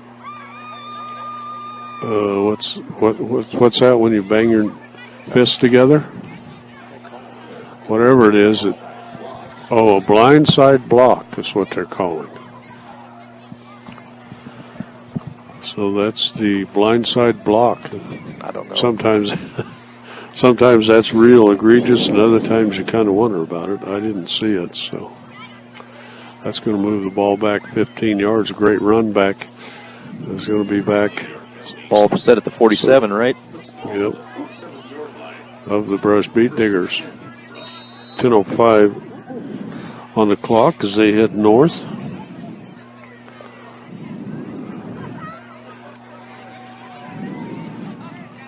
At their 47-yard line. Garcia under center, backs in the tee, and he's going to step out the side, throw a little pass a little bit low there. He had his receiver open, but that was Queen. That was Queen. Intended for Queen. There was pretty good coverage out there. I think Eli Knowles might have been between the quarterback and Queen. It's almost like he threw it into the ground on purpose, but Queen will flex out to the far side. Rutherford to the near side. Hand off straight up the middle to Wellen, and he's going to be hit down by Eli Knowles. It's about a 7-yard carry, I think. They're in Viking territory at the 47.5. Let's call it 47. Right on the Valley V out there.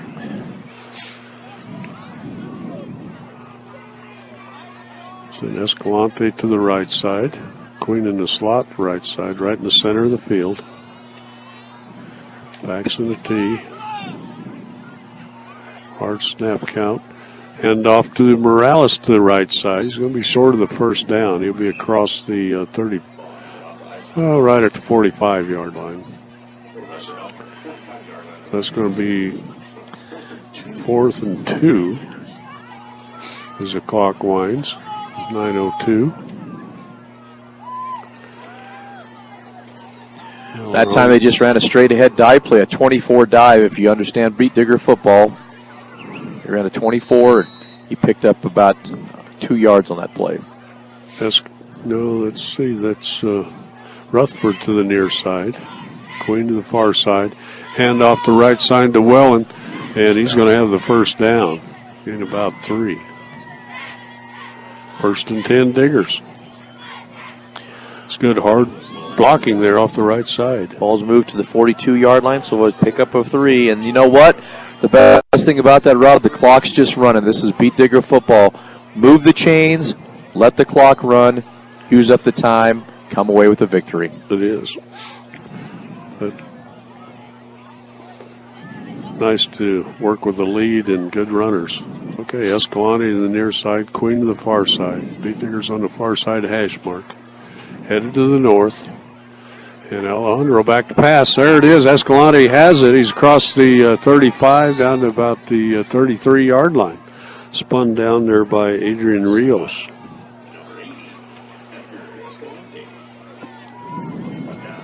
Pick up everybody.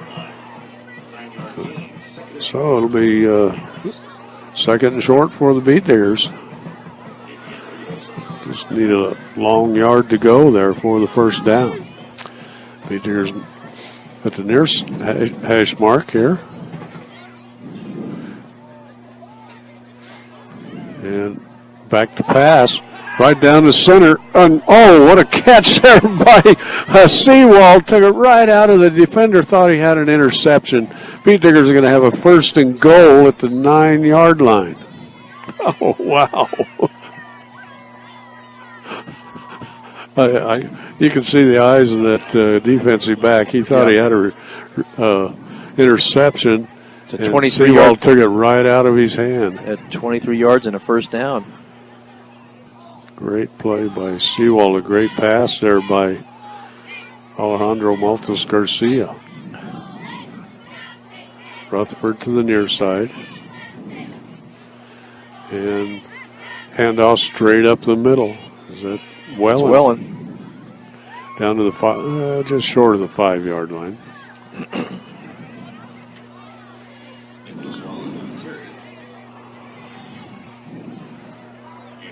I guess call it 6 yards. Goal to go. Hunter Dunn to the near side.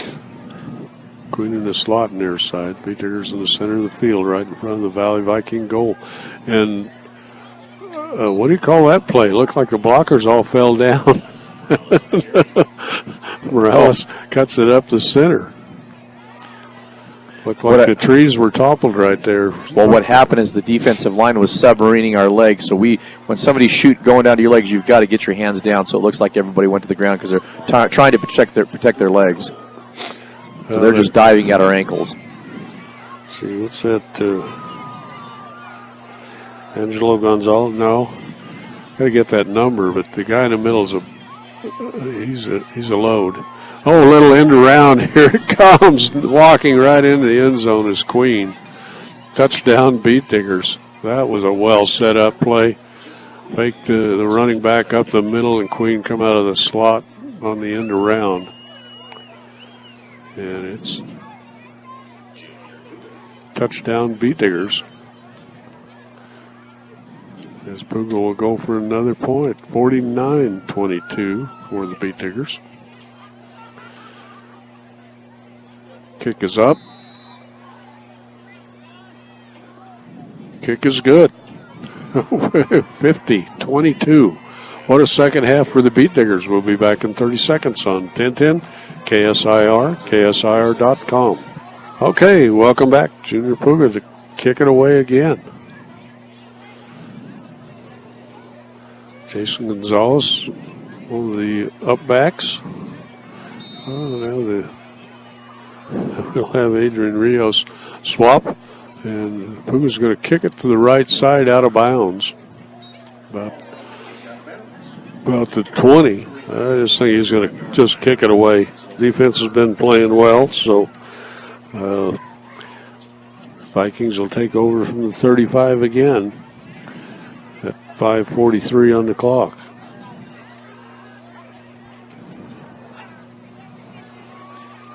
Rutherford will be a corner to the near side. Matt Lynn out there along with Jesse McDonald is in the lineup now. Chase Krieger. Got Cesar Hinojos out there on the defensive line. Well, now, Rob, it's that time of the game where these younger players get a chance to get in and play and get some more experience as they, work on their careers. There's a run to the near side and cutting it up and hit down. The ball come out. There's number 28 ended up with it. That's Ezekiel Santa Cruz. It was Gore on the carry, but that's a 15-yarder there on that run. Yeah, a lot of those younger guys are out there. Cesar Hinojos, Aaron. Let's see, I think Aaron Taylor is out there at the defensive end. Jackson Dunker's Jesse out there. McDonald at a tackle.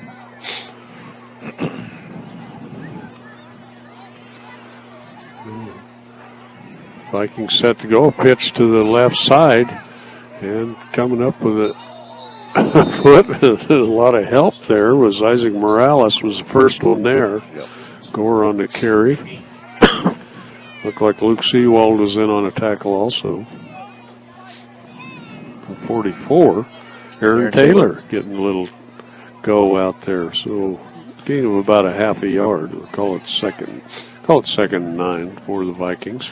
We've got some ball players that are coming in where their numbers are not on the roster for us, so we check to get these updated every week, and this is one player that we don't have. Our number 40 came in. I'm not sure who that is at this point. Okay, back to here it is, a nice little draw play to the near side. I think that's Gore on the carry again. Jeff Gore, sophomore, running back. Heard a late whistle. Now there's a flag holding on the Valley Vikings. Got nice run, close to first down. Got Jace Krieger in there at a linebacker spot for us. So, yeah, a lot of the underclassmen, those younger guys, in particular right now, a lot of those are freshman ball players that are out there on the defense at this time. He's second in about 16.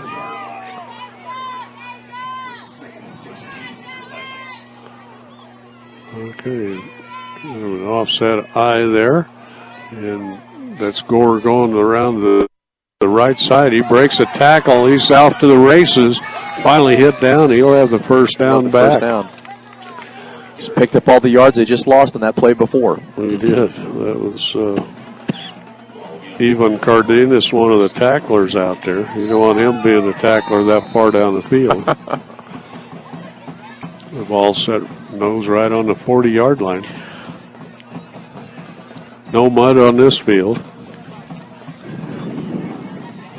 First and 10 Vikings. 4:10, the clock's winding.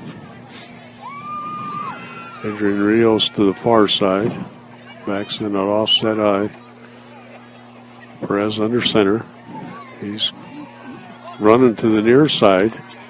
And about a 5-yard carry. Looks more like one of those scrums in that Australian football there. Yeah, it's kind of getting like that.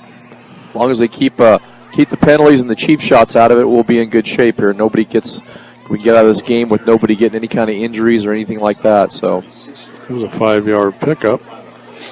So 3:32 and counting.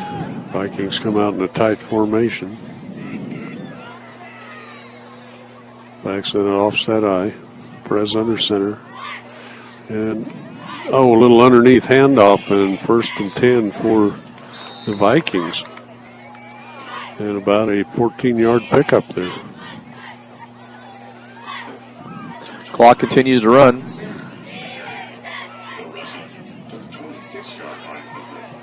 Set the ball down inside the 26. Send Rios to the far side. Gore the deep back. He gets a pitch to the near side and cuts it back. And he's going to be hit. Breaks away. Bad tackling. He's going to get a touchdown from the 26-yard line. Well, that time Aaron Taylor had him wrapped up, but he tried to strip the ball instead of just securing the tackle and bring him to the ground. He spun out of that, scored a touchdown.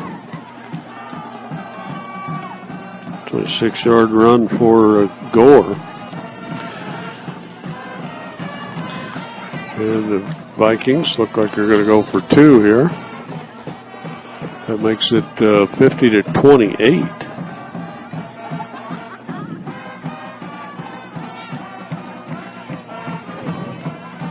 And they go out of the shotgun this time. Trying to set up a pass to the near side. A good pass, good catch. 2-point conversion. Pass goes from Perez to Giovanni Mendoza.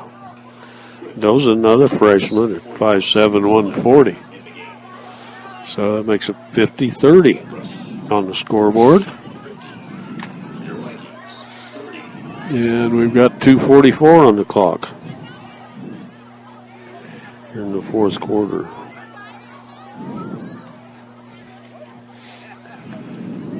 Jeff Gore with the run as they get reset. Let's see, we got B&B Appliance. They can help you with all your appliance needs. Stop in and see what they can do for you. Check them out at Ensign Street in Fort Morgan. And also, don't forget Equitable Savings and Loan. Mobile banking on the go makes banking easier for you when you're on the go. Check it out today. And the Vikings set to kick it away with 2:44, down by 20. Kick goes to the far side, and picking it up, I think, is Krieger. And he breaks a tackle. Oh, he's off to the races. Hope I got the number right. Nobody will beat. Go all the way. About 95, 96 yards. And that's number 34, Jace Krieger. Oh, we got a flag, of course. Of course we got a flag. I haven't been keeping track of them, but there's been plenty. And it's gone both ways, so. Could be just all the young kids out there making mistakes. That probably a holding call right out here in front of us. Going to bring it back on the Beet Digger side of the field. We'll mark it off. Side to 40, down to the 35. No signal.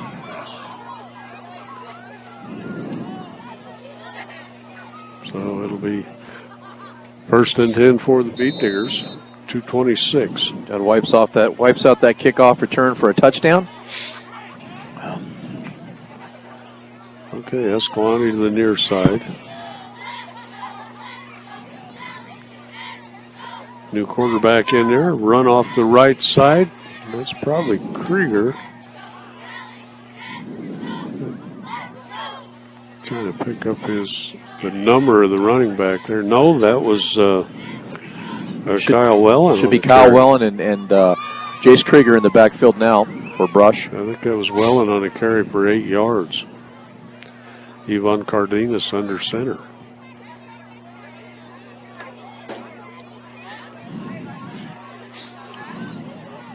and Krieger in the backfield. Keeper here to the near side by Ivan Cardenas. He breaks into the clear. He might go all the way. One man to beat if he can stretch it up. And, of course, we got another flag. What an amazing run. It was a bootleg left by Ivan Cardenas all the way down to the 10-yard line. But there's a holding penalty back at the original line of scrimmage. Yeah, so far away from the play that. Yep. Okay. They are going to signal it this time. It's going Not to be quite sure who it was. Yep.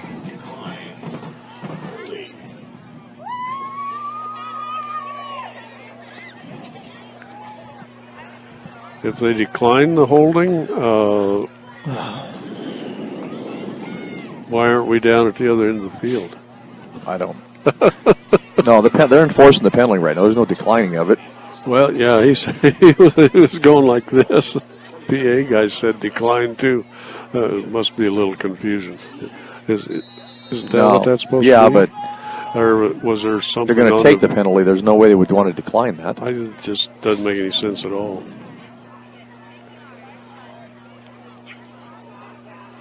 Maybe he's just wiping his hands on a towel out there. Well, now it's second down and 27 for the Beet Diggers. And we'll pitch it to the near side. Chase Krieger got a lot of blockers out here. Good block by Escalante. And Krieger's going to be up for a first down as he goes out of bounds up at the 45, just short of the 46.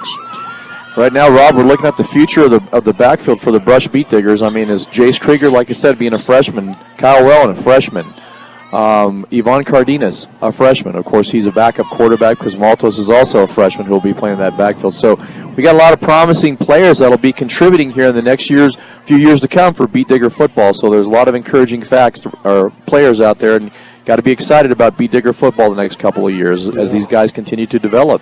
Yeah, they need to develop and grow a lot, too. Caden Swint out there, number 20 at wide receiver, the coach's son. And the Beet Diggers will kneel down as we're inside of a minute to go. Clock didn't start. Yeah, I don't understand. He should have winded that clock at the snap of the ball. There it goes. A little slow on that. Back judge, I think, may take care of that. Right now, this is what we call, Rob, victory formation, and it's something we haven't seen in a while, so it's so good to be able to see that Friday night in Gilchrist. Yep, victory formation. And time winding down inside of 40 seconds. Beet Diggers up 50-30. That's a good set of numbers to end the game with. Anytime you can score 50 points, that's saying a lot for your offense. You've got a lot of potential out there, and you were doing things right. You're taking chances. They were throwing the ball at opportune times. And, of course, staying to what they're true to, running the ball, which was excellent. Well, it's been good for the Beet Diggers, not so much for the Vikings. It's bad to see that I think their best player maybe on the field, number 5, was injured. A terrific receiver out there. Okay, and that'll be the end of the game as the horn goes off. 50-30, Beet Diggers over the Valley Vikings. We'll be back in a moment on 1010 KSIR and KSIR.com. Okay, welcome back. Beet Diggers win at 50-30 as they put all the zeros up on the scoreboard. Don't want to look at that if you're a Valley Viking.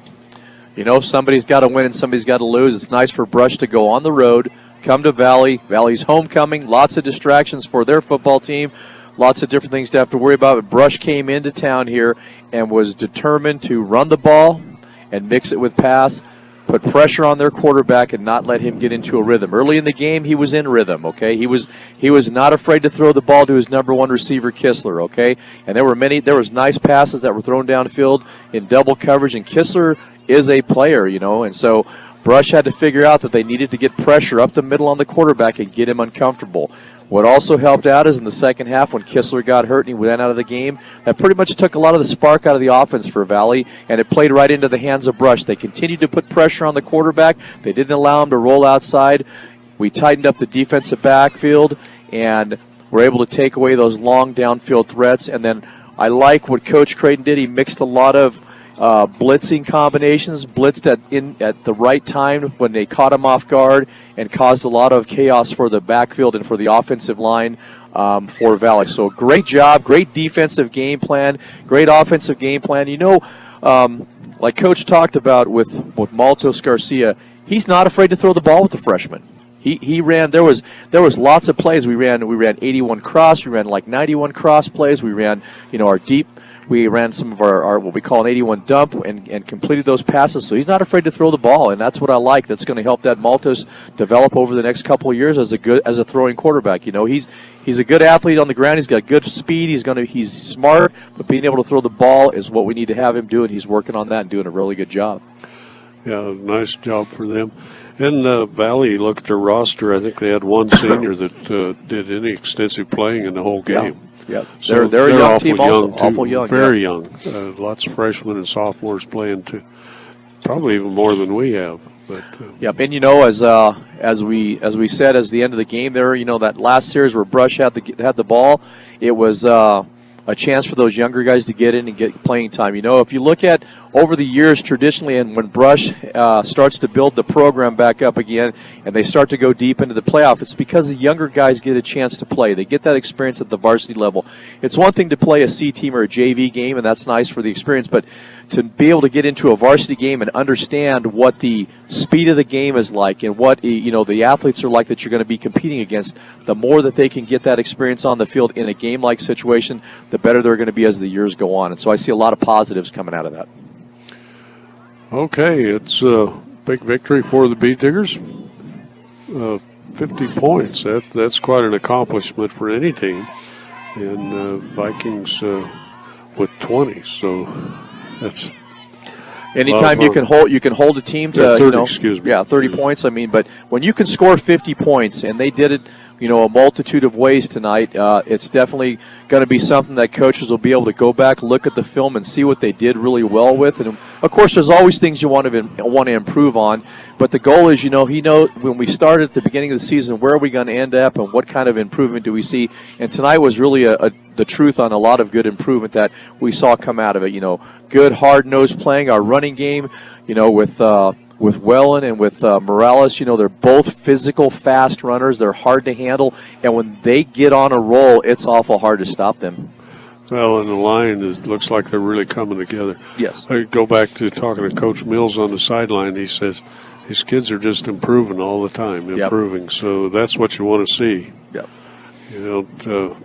And we talk about it's go back to it. Going on the road, nothing's a for sure thing in the game of football. Friday night football, high school football, you can't count on anything. You got to come out here, you got to line up, and you got to play the game.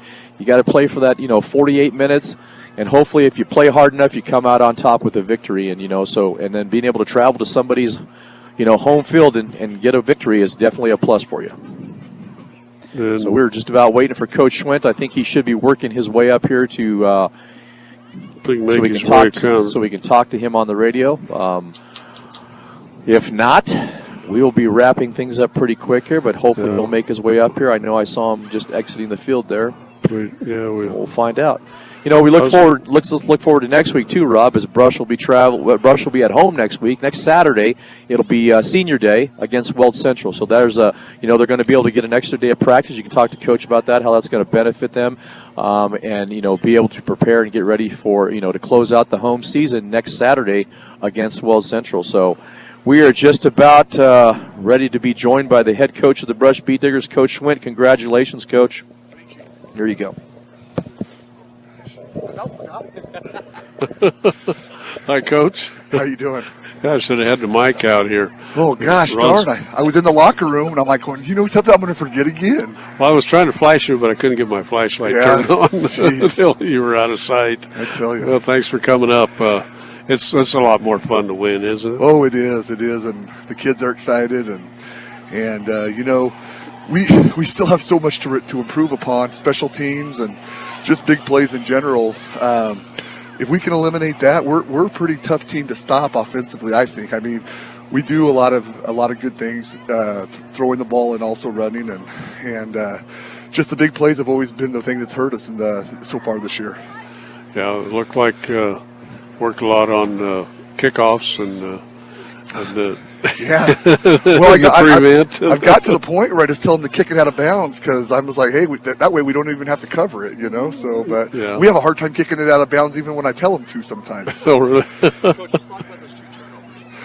Yeah, the two turnovers. You know, the first one, Nick was going in for a touchdown, and their kid made a great play, punched it out as he was going across the goal line, and you know, you got to hand it to them. That stuff happens. I think Nick's probably carried the ball 300 or 400 times in his career, and he only has 2 fumbles. So, you know, you can't really fault him. You know, that don't happen very often. And then the other one, we ran a little reverse, and Jade got it stripped, and they got it. But, you know, both plays, you know, they weren't doing nothing to stop us, but we kind of stopped ourselves there. And that could have been 2 more touchdowns in the first half. That wouldn't even probably had the game in question if we would have got those touchdowns.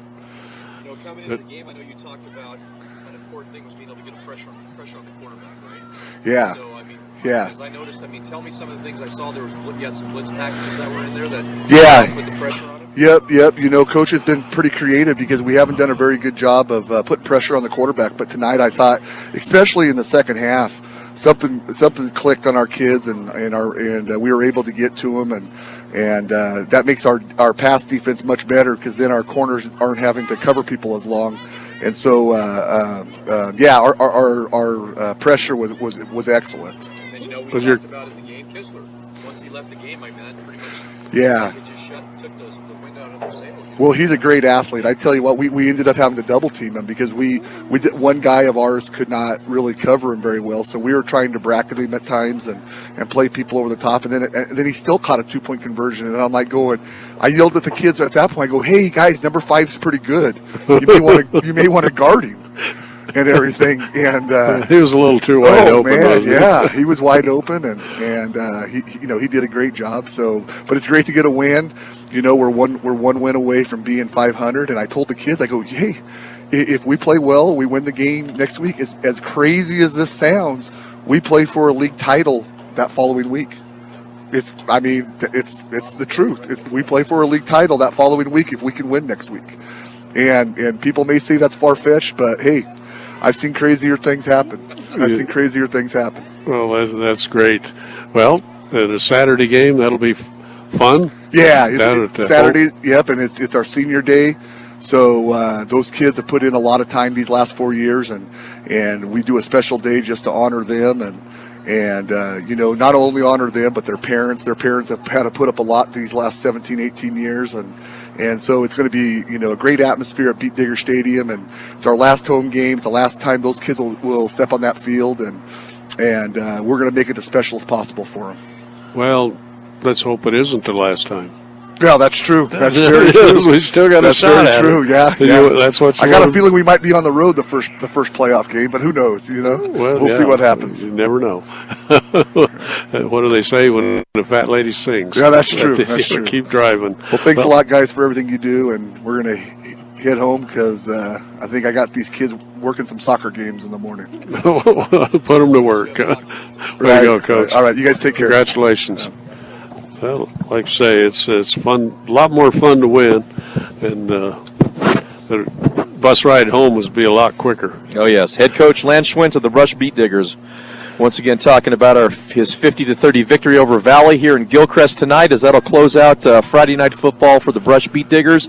Another Patriot League win for them, and like you said, looking forward to next Saturday, Senior Day.